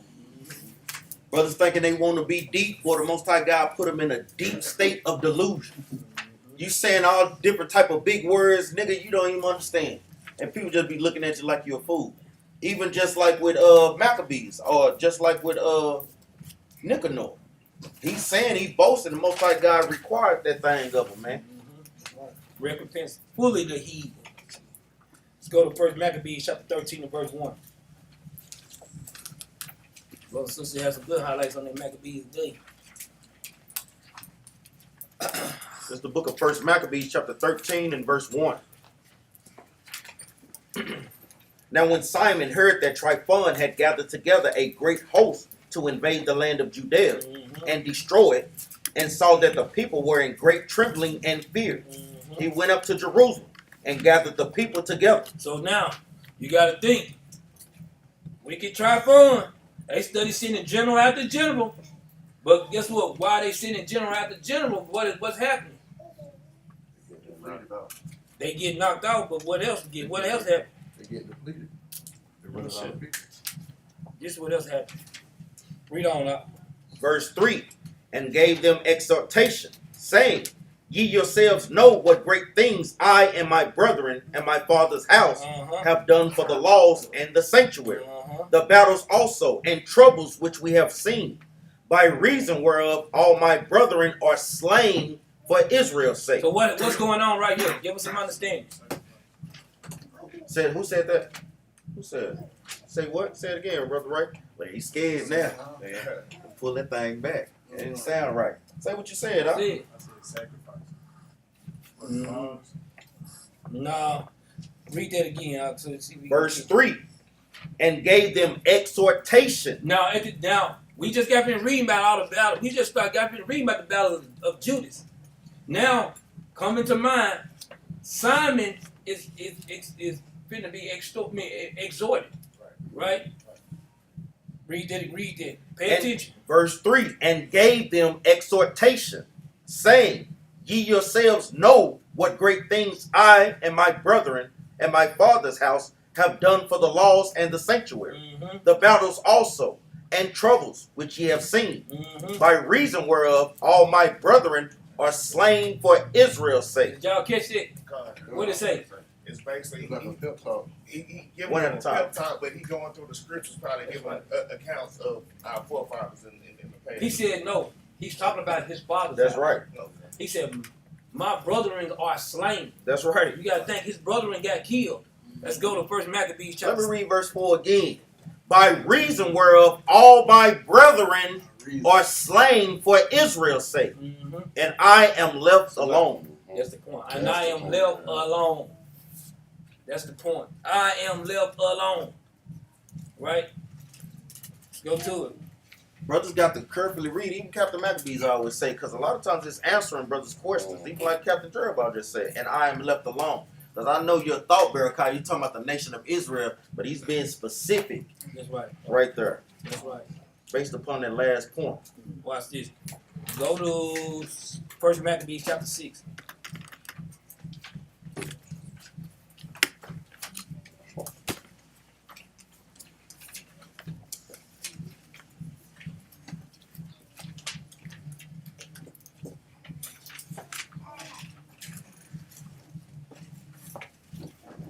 Start at verse 42. This is the book of 1 Maccabees, chapter 6 and verse 42. Then Judas and his host drew near and entered into battle. And there were slain of the king's army 600 men. Read. Eleazar, also surnamed Sarabin, That's one of the brothers. Read. perceiving that one of the beasts, armed with raw harness, was higher than all the rest, and supposing that the king was upon him, put himself in jeopardy, to the end he might deliver his people and get him a perpetual name. You see how that goes? He seen, guess what? This big old beast that can destroy a lot of stuff. You know what? I'm gonna put myself in harm's way before my nation. Right? This is going into what Simon is talking about, right? how my brothers, hey, they laid their life down for the law's sake, man, for our nation, right? Even this beast, you know, what is a big beast that they use in war? Your elephants. Y'all watch those. I'm telling y'all, when y'all watch these movies, y'all have to start watching this stuff through the scriptures because that stuff is literally in the Bible. Like I said, Alexander. Now, when y'all watching this, y'all understanding the history and the weapons and the strategies that they used in war. A lot of the times, say we're gonna use some of them same strategies. Hey, boy, say. That's right. Well, read on now.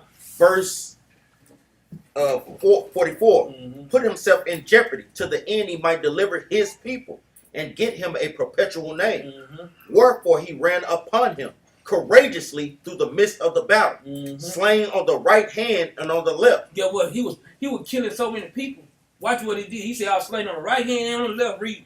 So that they were divided from him on both You sides. see how he was doing, man? He was killing so many people. He was divided. He made a line through the battle. Parted the sea with blood, literally. Right? Read. Verse 46. Which done, he crept under the elephant Mm-hmm. and thrust him under and slew him. Whereupon the elephant fell down upon him, and there he died. And that's where he died. He died killing this big elephant that was destroying stuff, man. The shout scripture just Answer. answered the question right there, like I just said. 2 scriptures down and just answered. That beast was what? The elephant. Right? Let's go to First Maccabees chapter 9. Verse chapter 9 and verse 17. This is the book of First Maccabees, chapter 9 and verse 17. Whereupon there was a sore battle, insomuch as many were slain on both parts. Mm-hmm. Judas also was killed. And Judas got killed too. What for his nation? Doing the same thing with battles. Judas himself got killed too in the battle, right? Read. And the remnant fled. Mm-hmm. Then Jonathan and Simon took Judas, their brother, and buried him in the sepulchre of his fathers in Modin. Modin, here you go again. This is what the burial place that they were burying our people in, right? Read on. Moreover, they bewailed him, and all Israel made great lamentation for him, Mm-hmm. and mourned many days, saying, How is this the valiant man fallen that delivered Israel? That delivered Israel, read. Boy, that's another precept for brothers. As for the other things concerning Judas and his wars and the noble acts which he did and his greatness, they are not written, for they were very many. You see how it goes again. Another precept, boy. For real. You see how it goes again. He fought so many different wars that they couldn't write everything down. This goes back into what, brothers? Abridgment. Right? What was he saying on that other part when he said that's a good one, the first one he said? What was he meaning when Ben and I said that? What is it I'm saying? They were not written. Something Yeah, was talking about so Christ. great that they weren't reading this precept what we're talking about earlier. Yeah, talking about Christ. There's so much good stuff. Another deliverer of Israel. Yeah, that's the point. That's the point I'm talking about. That was Verse 21, how is this valiant man falling that delivered Israel? So we see, even like what Captain Maccabee said, you got many deliverers and saviors in Israel. That's the point. Yeah. So when they be trying to make it like, even they try to make it like us being out on the streets ain't trying to deliver our people. Mm-hmm. But Israel had more than just, he had deliverance throughout our history. That's right. The Most High sent. Right. Let's read down. Verse 23, now after the death of Judas, the wicked began to put forth their heads in all the coast of Israel. Mm-hmm. And there arose up all such as wrought iniquity. Uh-huh. In those days also was there a very great famine, by reason whereof the country revolted and went with them. And went with them. Guess what, man? Because they seen Judas died. Guess what? They got discouraged. So many of our people went with them too, but not all our people. A lot of people, our people did go with them, right? So read it. Verse 25, then Bacchus chose the wicked men and made them lords of the country. Mm-hmm. And they made inquiry and searched for Judas' friends, Mm-hmm. and brought them unto Bacchus, who took vengeance of them and used them despitefully. You see how they go? our people were bringing them to Bacchus, right? Because Bacchus gave them what? A position, and guess what? They sold us out, That's right. right? Read. Verse 27. So was there a great affliction in Israel, Mm-hmm. the like whereof was not since the time that a prophet was not seen among them. Read. For this cause all Judah's friends came together and said unto Jonathan, Read on. since thy brother Judas died, we have no man like him to go forth against our enemies, and Bacchus and fought and against them, Salaki, of our nation that are adversaries to us. Mm-hmm. Now therefore we have chosen thee this day to be our prince and captain in his stead, that thou mayest fight our battles. So now Jonathan, guess what? Getting exhorted. Just like you said, we still going through the history. Now Jonathan is getting exhorted to do what? To be over Israel now, right? Let's jump back over to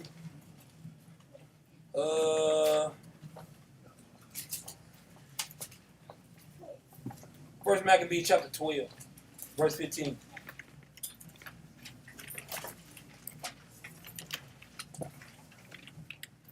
This is the book of First Maccabees, chapter 12 and verse 15.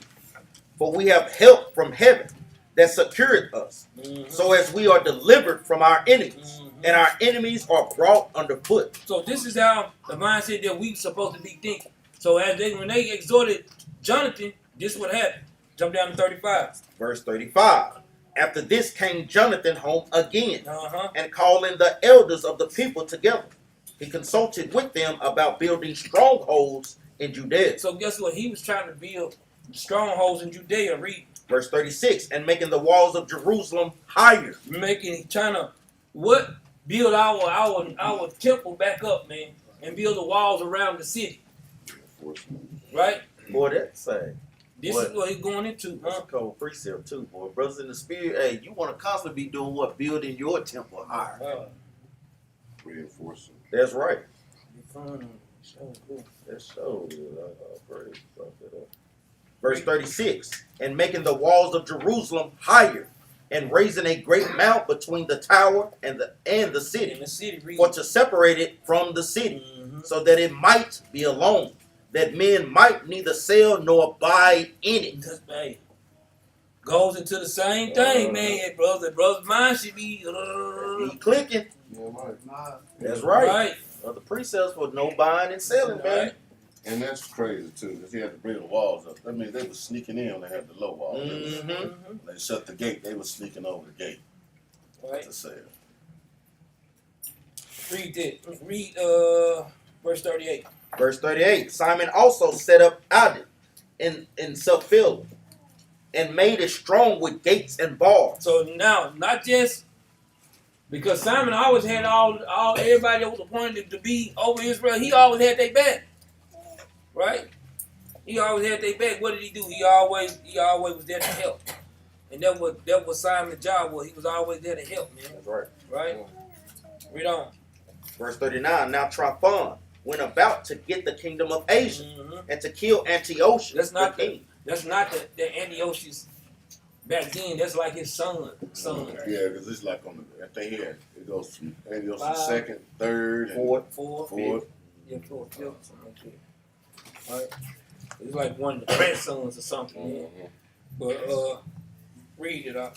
Now Tryphon went about to get the kingdom of Asia, and to kill Antiochus, the king, Uh-huh. that he might set the crown upon his own head. That he might set the crown upon his own head. This is what Tryphon wicked buck was trying to do, right? We're gonna go. We come back to chapter 12. Let's just go back to chapter 13. Start at verse 5. This is the book of First Maccabees, chapter 13 and verse 5. Now therefore, be it far from me, Mhm. that I should spare mine own life in any time of trouble. So he telling them, look, hey, I know what my family did for our nation. Hey, don't think that I won't spare my own life for this nation too. Right? Read. For I am no better than my brethren. Mm-hmm. Doubtless, I will avenge my nation. He said, doubtless, he gonna avenge his nation. Like no doubt about it. I'm gonna defend my nation, man. Right? Read. And the sanctuary, and our wives, and our children. Mm-hmm. For all the heathen are gathered to destroy us of very malice. Read. Now, as soon as the people heard these words, their spirit revived. So guess what? When they heard this word, get what they spirit, get what they kind of built them up like, hey, this is good, man. We got somebody that he gonna fight for us, man. All praise, right? This is what our people needed to hear, right? Read on. And they answered with a loud voice, saying, Thou shalt be our leader, instead of Judas and Jonathan thy brother. Because now think in mind, they have appointed Jonathan at first, right? But now they're giving it to Simon. Why are they giving it to Simon? It's been explained why, but read. Fight thou our battles, and whatsoever thou commandest us, that we will do. So read. then he gathered together all the men of war, and made haste to finish the walls of Jerusalem. To finish the what? And made haste to finish the walls of Jerusalem. So he got the men of war to go finish the walls of Jerusalem, man. He wasn't worried about, oh, you gonna attack us, we gonna kill your butt right here, man. We gonna have the men of war out here, man. Right? They trying to put up a defense against our nation, man. Right? That's what y'all think we doing, man, spiritually. We putting up a defense against our nation, for our nation. Right? Read. And he fortified it round about. That's the word I want to talk about. Fortify. What does fortify mean? Strengthen. Building one against attacks. That's right. Like I said today, fortifying our temples, our bodies, man. That's right. Against these attacks. Reading, right? Getting more knowledge, studying, yeah. That's right. Man, you gotta think. Simon was had so much understanding to the point. Guess what? He did not just give wisdom. He even gave his substance and everything. Jump on to 14 and 32 right quick. He gave his substance and everything. He really did this, man. Like he was a real true leader for us, right? This is the book of 1 Maccabees, chapter 14 and verse 32.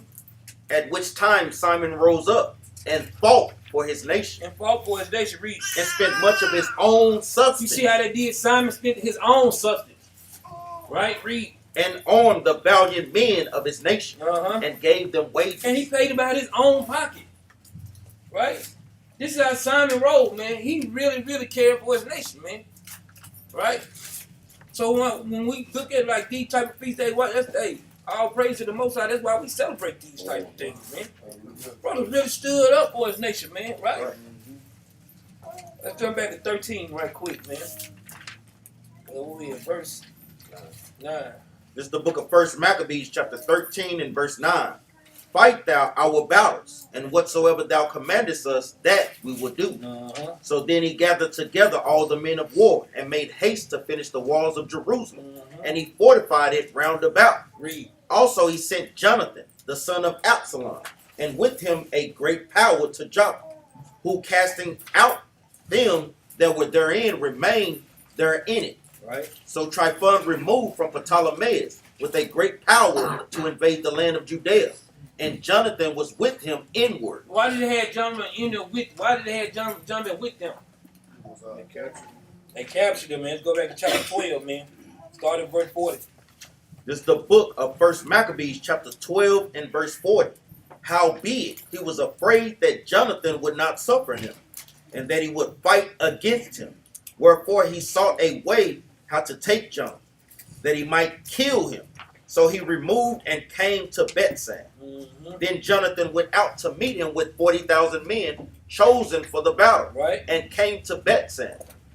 Now when Tryphon saw that Jonathan came with so great a force, he did not stretch his hand against him. So he didn't want to go. When he seen what Jonathan had, he like, nah, I ain't gonna fight against them, man. Right? This is what Tryphon was doing. He said, I ain't gonna fight against Jonathan. Watch this, but read. But received him honorably, and commended him unto all his friends, and gave him gifts. Read. And commanded his men of war to be as obedient unto him as to himself. Y'all see how they go, man? He kind of bowed down, man. He bowed down. No, Jonathan, I ain't gonna fight against you, bro. Because what? A gift? Yes, Lord. And that's what they try to do.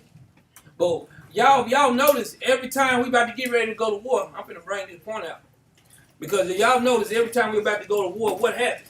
They try to be nice to us. Why does they keep doing this? Go to Deuteronomy. And another thing as of today right now,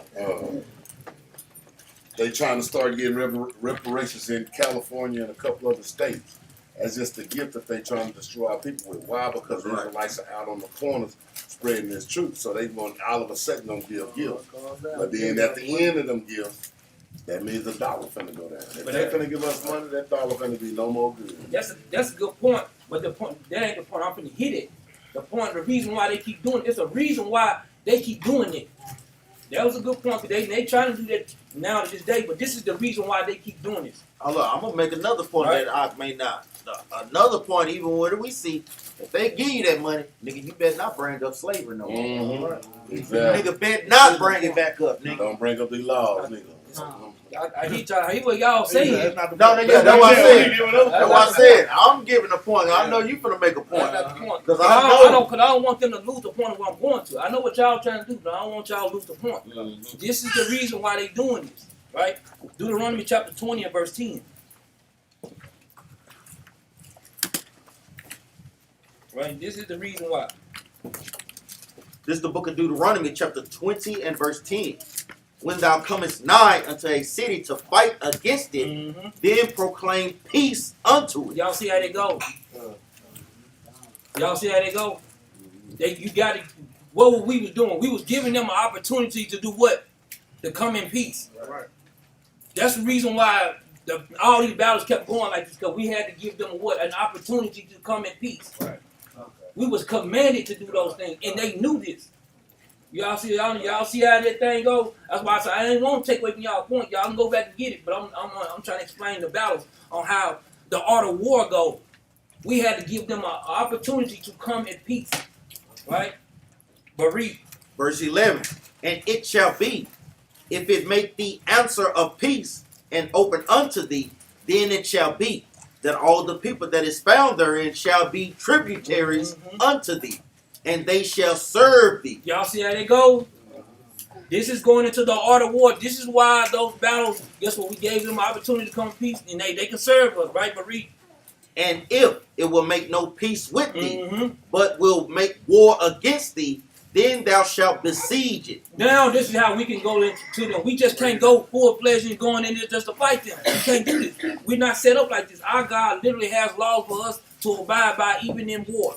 We got to give them an opportunity, guess what, for you to come to peace, for you to serve us. And if you don't, we're going to make it, we're going to come with war on you, right?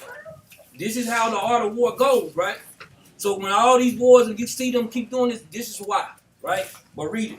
Verse 13. And when the Lord thy God had delivered it into thine hands, thou shalt smite every male thereof with the edge of the sword. But the women and the little ones and the cattle and all that is in the city, even all the spoil thereof, shalt thou take unto thyself, and thou shalt eat the spoil of thy enemies, which the Lord thy God had given thee. All right, read. Thus shalt thou do unto all the cities which are very far off from thee, which are not of the cities of these nations. Not of the cities of these nations. Verse 16. But of the cities of these people, which the Lord thy God doth give thee for an inheritance. Thou shalt save alive nothing that breatheth. So guess what, man? The Lord gave us, guess what? This was a land, this was a part of our possession. Guess what, man? The Lord made, I'm talking about, the Lord made even our war tactics, the Lord made our war tactics, guess what, with order. Just imagine if we want to go in and just destroy everything, man. No, the Lord made a war tactic for us to even go by. That's right. And this is, and man, it goes, man, the Lord is so precise in how he say things to the point. Watch this. I'm going to show you something. Watch this. Jump down to verse 19. Verse 19. When thou shalt besiege a city a long time, in making war against it to take it, thou shalt not destroy the trees thereof by forcing a axe against them. Y'all see that? We can't even cut down trees in the war, man. Unless the Lord allow, because He's going to tell us what trees we can and what trees we can't. But guess what? We can't even go in and cut down. This is how our God rolls, because we have literally have a strategy on how we fight. That's right. Because think about Esau. They come in a place, they destroy that thing. Everything. Burn it down, chop down all the trees. That's why you see concrete every damn where in this damn kingdom. Man. concrete cowboy. And they're just showing you how smart the Most High is. It because is. It's Think all about it. is. If you besieging something, you might besiege that. You might be sitting around the walls for years. A long time. What you gonna 2 eat? years, year, That's month, right. 6 months.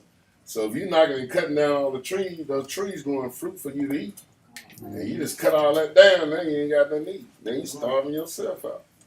Right? Well, watch it, read it. For thou mayest eat of them, and thou shalt not cut them down. For the tree of the field is man's life. Y'all see how they go. Man, our God is pressure. For real. Man. Y'all youngsters say it's pressure. Right? Read. To employ them in the siege. To employ them in the siege. Guess what? It says men's life. Guess what? They can be a defense to you. That's right. Guess what? They might be shooting them arrows. Guess what? We might be up on the thick of the trees. Them arrows might can't come in. All right? Watch this, verse 20. Verse 20. Only the trees which thou knowest, that they be not trees for meat, Uh-huh. thou shalt destroy. So guess what? If it's not trees for meat, this the point. You see how they go? Right? Read. And cut them down, and thou shalt build bulwarks against the city that maketh war with thee until it be subdued. Until it be subdued, man. Right? This is going into the art of war. Guess what? If you read chapter 20, it gives us an art of war on how we supposed to roll. That's right. Right? Strategies. Why do you think every single time they keep coming to be nice all the time? Every time they talk to one of the Maccabeans, everybody said the Lord said that's why the Lord said they put forth their hand to be what? At peace At peace with us. War within their Lord. But it's war in their heart. Why? Because guess what? They know this law right here that we got to abide by. We got to abide by it. And they got that law from our wicked people that was with them over there. They like, hey, they got to. If we do this, they got to do this. Damn right, man. They got to.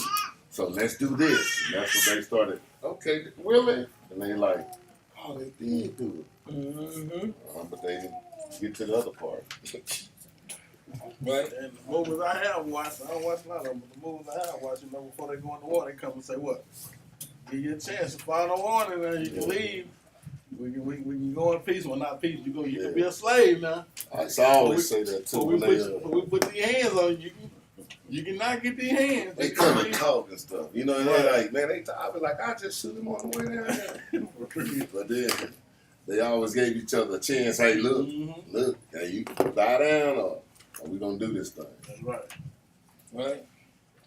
Let's go back to First Maccabees chapter 13.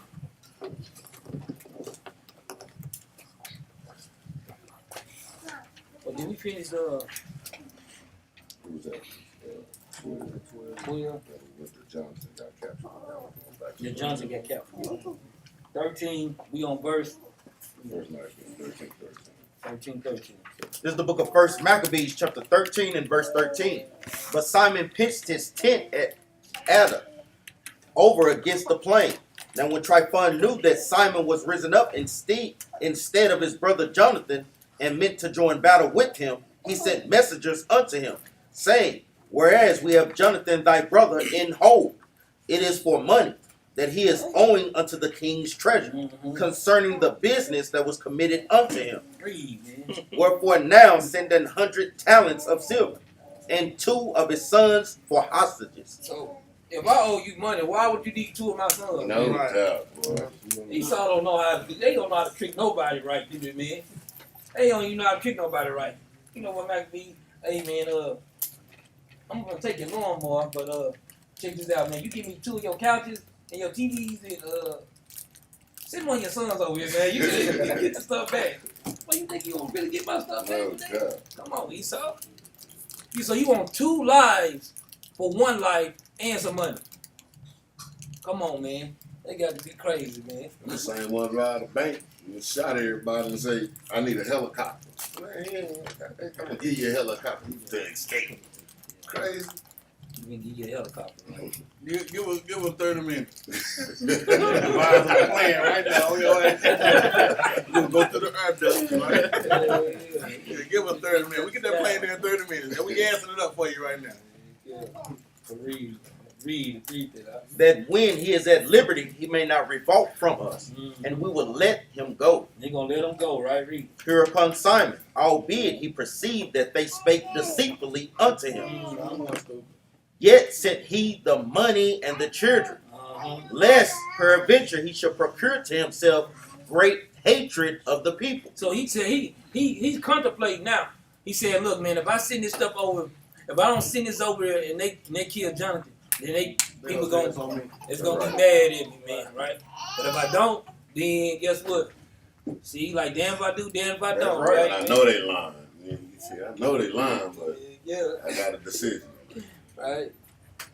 Verse 18, who might have said, because I sent him not the money and the children, therefore is Jonathan dead. So he sent them the children and the 100 talents. Howbeit Tryphon disassembled, neither would he let Jonathan go. And after this came Tryphon to invade the land and destroy it, going round about the way that leadeth unto a door. But Simon and his host marched against him in every place. So guess what? Wherever Tryphon was at, Simon was on his heels, man. You got my brother. Wherever you touch down, then I'm on your butt, man. Right? He wasn't no game either, man. Right? Read. Wheresoever he went. Now they that were in the tower sent messages unto Tryphon. So now they got people in our towers saying something to Tryphon, giving them understanding, man. Right? Which there's some crazy stuff, but you know, it's how people roll sometimes. Read. To the end that he should hasten his coming unto them by the wilderness, and send them victuals. Wherefore Tryphon made ready all his horsemen to come that night. But there fell a very great snow, Read. by reason whereof he came not. Read on. So he departed and came into the country of Gilead. And when he came near to Bascama, he slew Jonathan. So then he just killed Jonathan, man. Right? So because Simon knew that he wasn't gonna get his brother back anyway, man. Right? He like, man, ain't nowhere in hell. But guess what? It didn't stop him from battling them. Guess what? It didn't stop him from being on his heel. Because you got to think what it said. They had Jonathan within. If they could have got close to Jonathan to really get him, they would have got him back. They couldn't get him. Because that sucker, wherever they was at, they was like, damn, this damn Simon, boy, he is really on it, man. We need some spies within. They try to help us get y'all, right? Well, read, though. Afterward, Tryphon returned and went into his own country. Then sent Simon and took the bones of Jonathan, his brother, and buried them in Molded. Here you go again. Y'all see that? Hey, it's going to explain it right here. We're going to read it. The city of his fathers. And all Israel made great lamentation for him and bewailed him many days. Simon also built a monument upon the sepulchres of his father and his brethren, and raised it aloft to the site, with hewn stones behind it and before. So guess what? He made hewn stone. He basically like, because he's gonna go into talking about the pyramids. So if you in the movies, they had pyramids where they had mummies in there. They were wrapped in when they was mummies. But guess what? We used the pyramid for a burial site. Then guess what? With these pyramids, they made it so big that you can ride by and you can literally see those pyramids, right? And he's gonna show it. He's gonna see it and read. Verse 28, moreover, he set up 7 pyramids, one against another, for his father and his mother and his 4 brethren. And in these he made cunning devices, about the which he set great pillars. And upon the pillars he made all their armor for a perpetual memorial. And by the armor ships carved, that they might be seen of all that sailed on the sea. Y'all see that? The monument was so big that to the point when people were selling on the sea, they like, damn, what's that over there? Right? Those are our tombs that we had our bodies up in that mud, right? You know Esau done destroyed those things. Well, come on. A lot of that stuff they done destroyed. A lot of those things they have in personal collections, those artifacts and so forth. So they talk about those things a lot, seeing the seal of David, seeing the seal of Hezekiah. Brothers and sisters go on History Channel, y'all see this stuff, man. Yeah, right, for real. Read on up.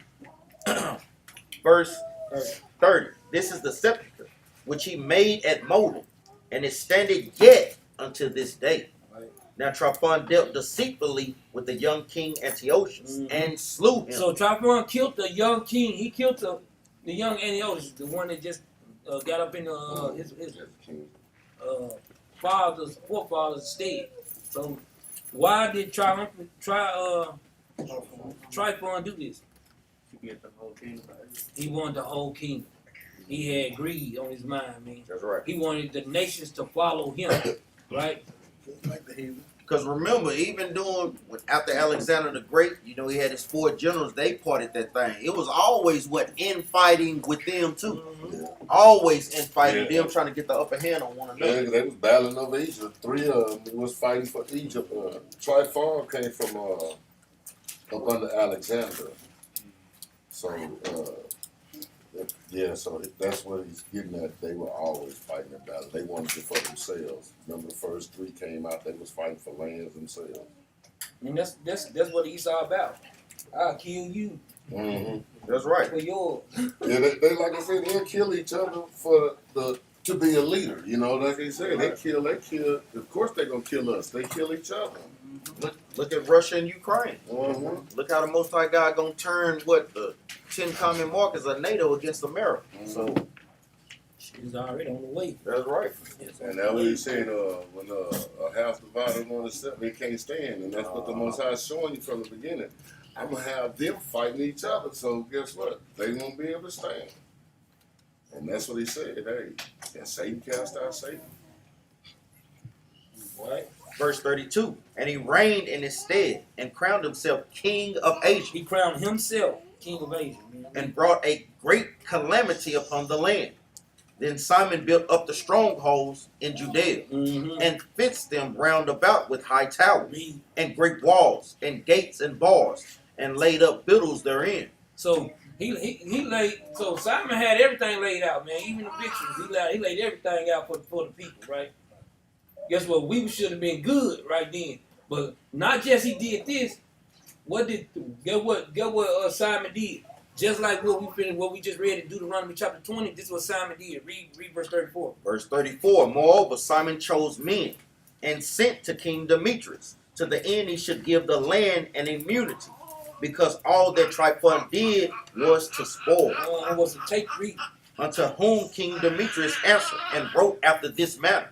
King Demetrius unto Simon the high priest and friend of kings, Mm-hmm. as also unto the elders and nation of the Jews, sendeth greetings. Sending greetings. Read. They came in peace, right? Read.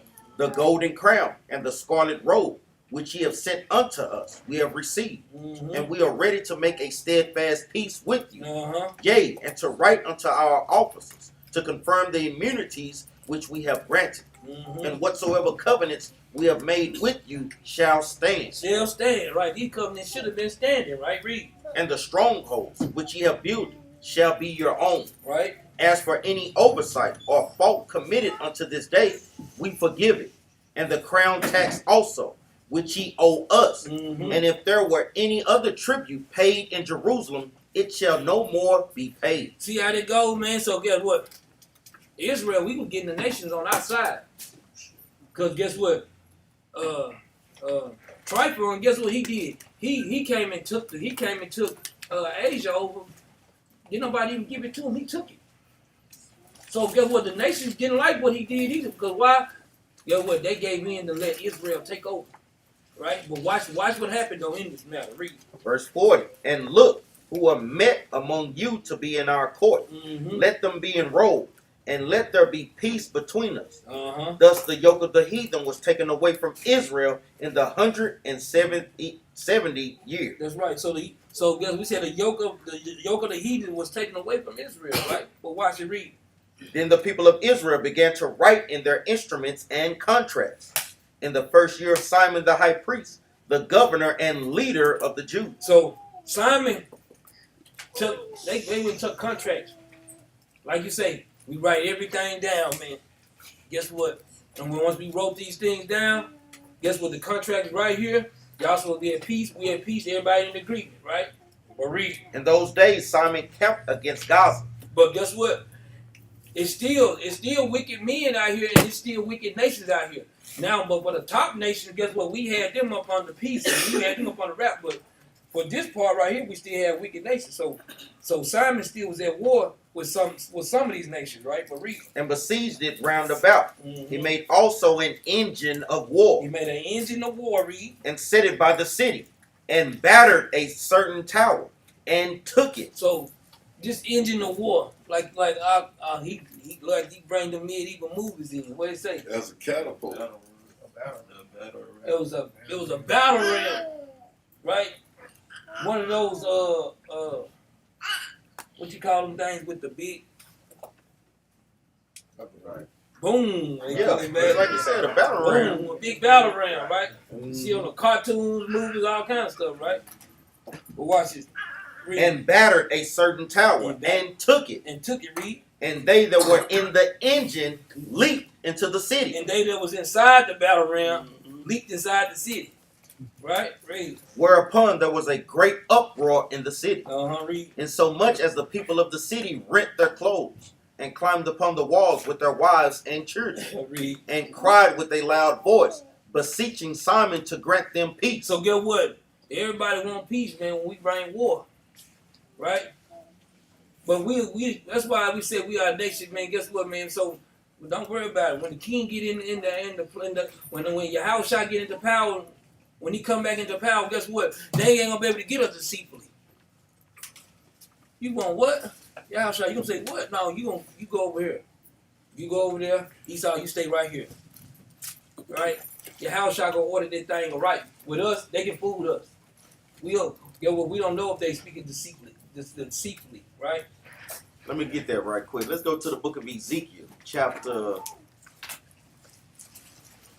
35. I'm going to read verse 6. This is the book of Ezekiel, chapter 35 and verse 6. Therefore, as I live, saith the Lord God, I will prepare thee unto blood, and blood shall pursue thee, since thou hast not hated blood. Even blood shall pursue thee. So the Most High God is making a promise. Since you love blood, guess what? I'm going to show you some real blood. And that thing is going to pursue thee because of what y'all did. Even going back to her, now y'all want to call, no, I quit, man. I quit. I quit, man. I quit. No, ain't no quitting, man. Right. Ain't no quitting in this. Go ahead, Doc. Read verse 37. So Verse 30. Go back. No, Ezekiel 35.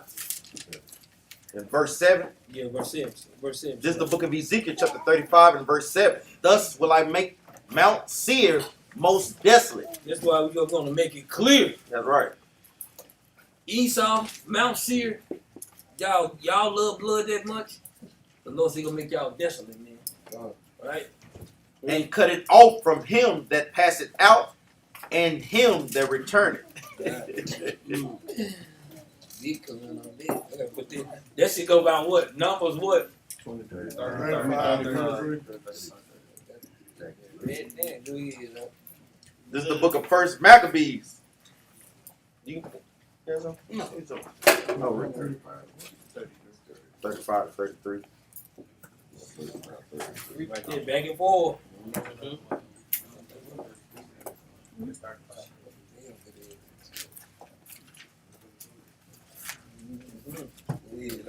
This is the book of First Maccabees, chapter 13 and verse 46.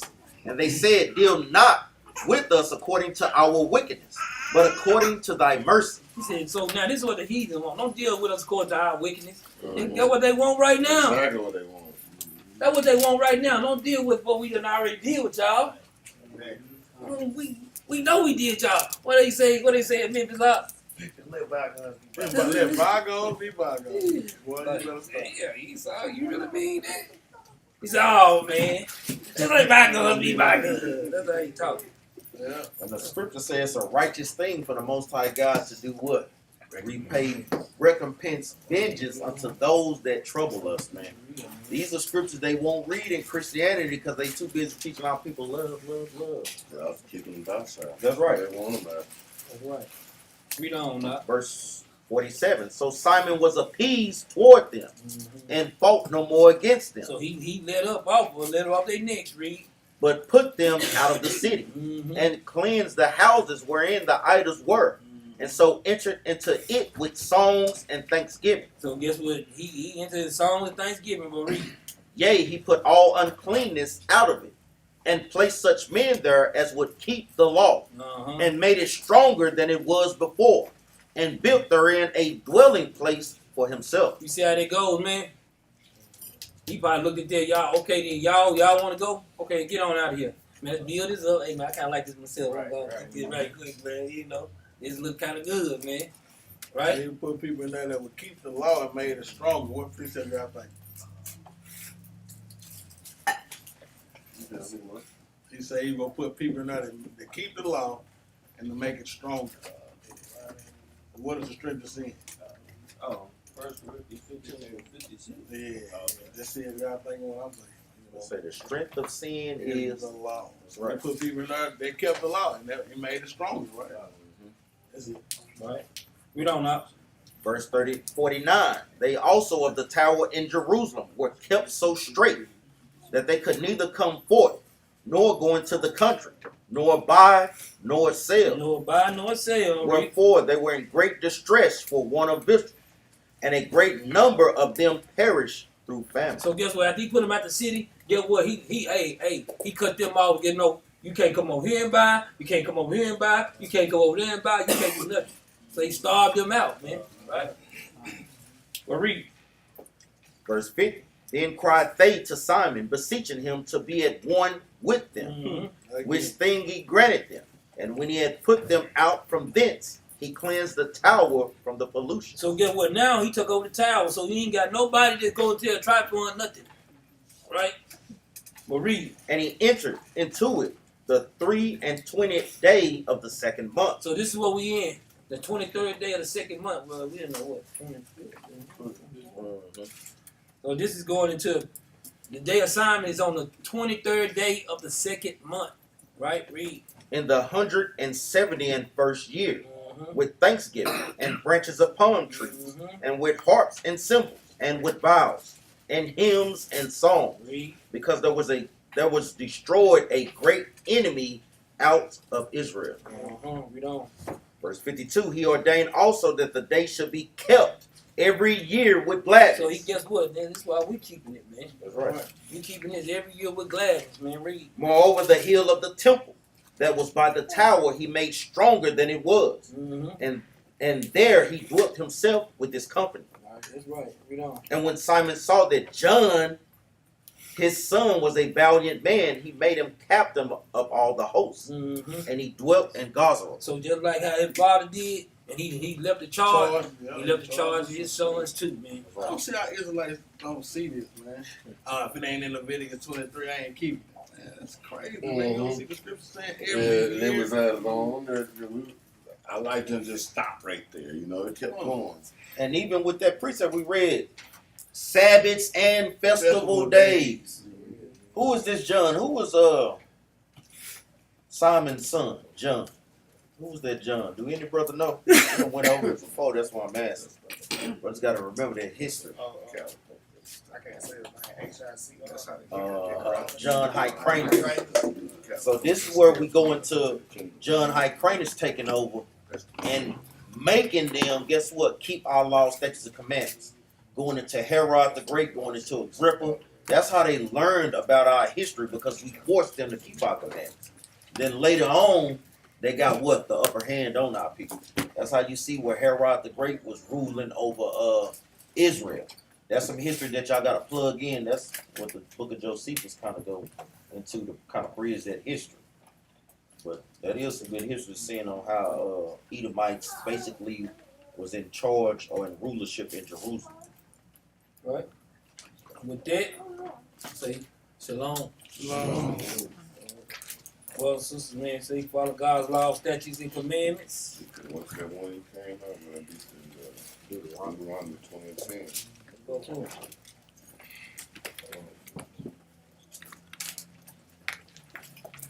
This is the book of Deuteronomy, chapter 20 and verse 10. When thou comest nigh unto a city to fight against it, then proclaim peace unto it. If it shall be, if it make thee answer of peace, and open unto thee, then it shall be that all the people that is found therein shall be tributaries unto thee, and they shall serve thee. And guess what? And this right here shall open up the understanding to brothers. Guess what? The difference between Israelite servants and the other nations too. Outside of damn many other damn scriptures there, they damn Edomites as hell, man. For real. With that, we're gonna say shalom.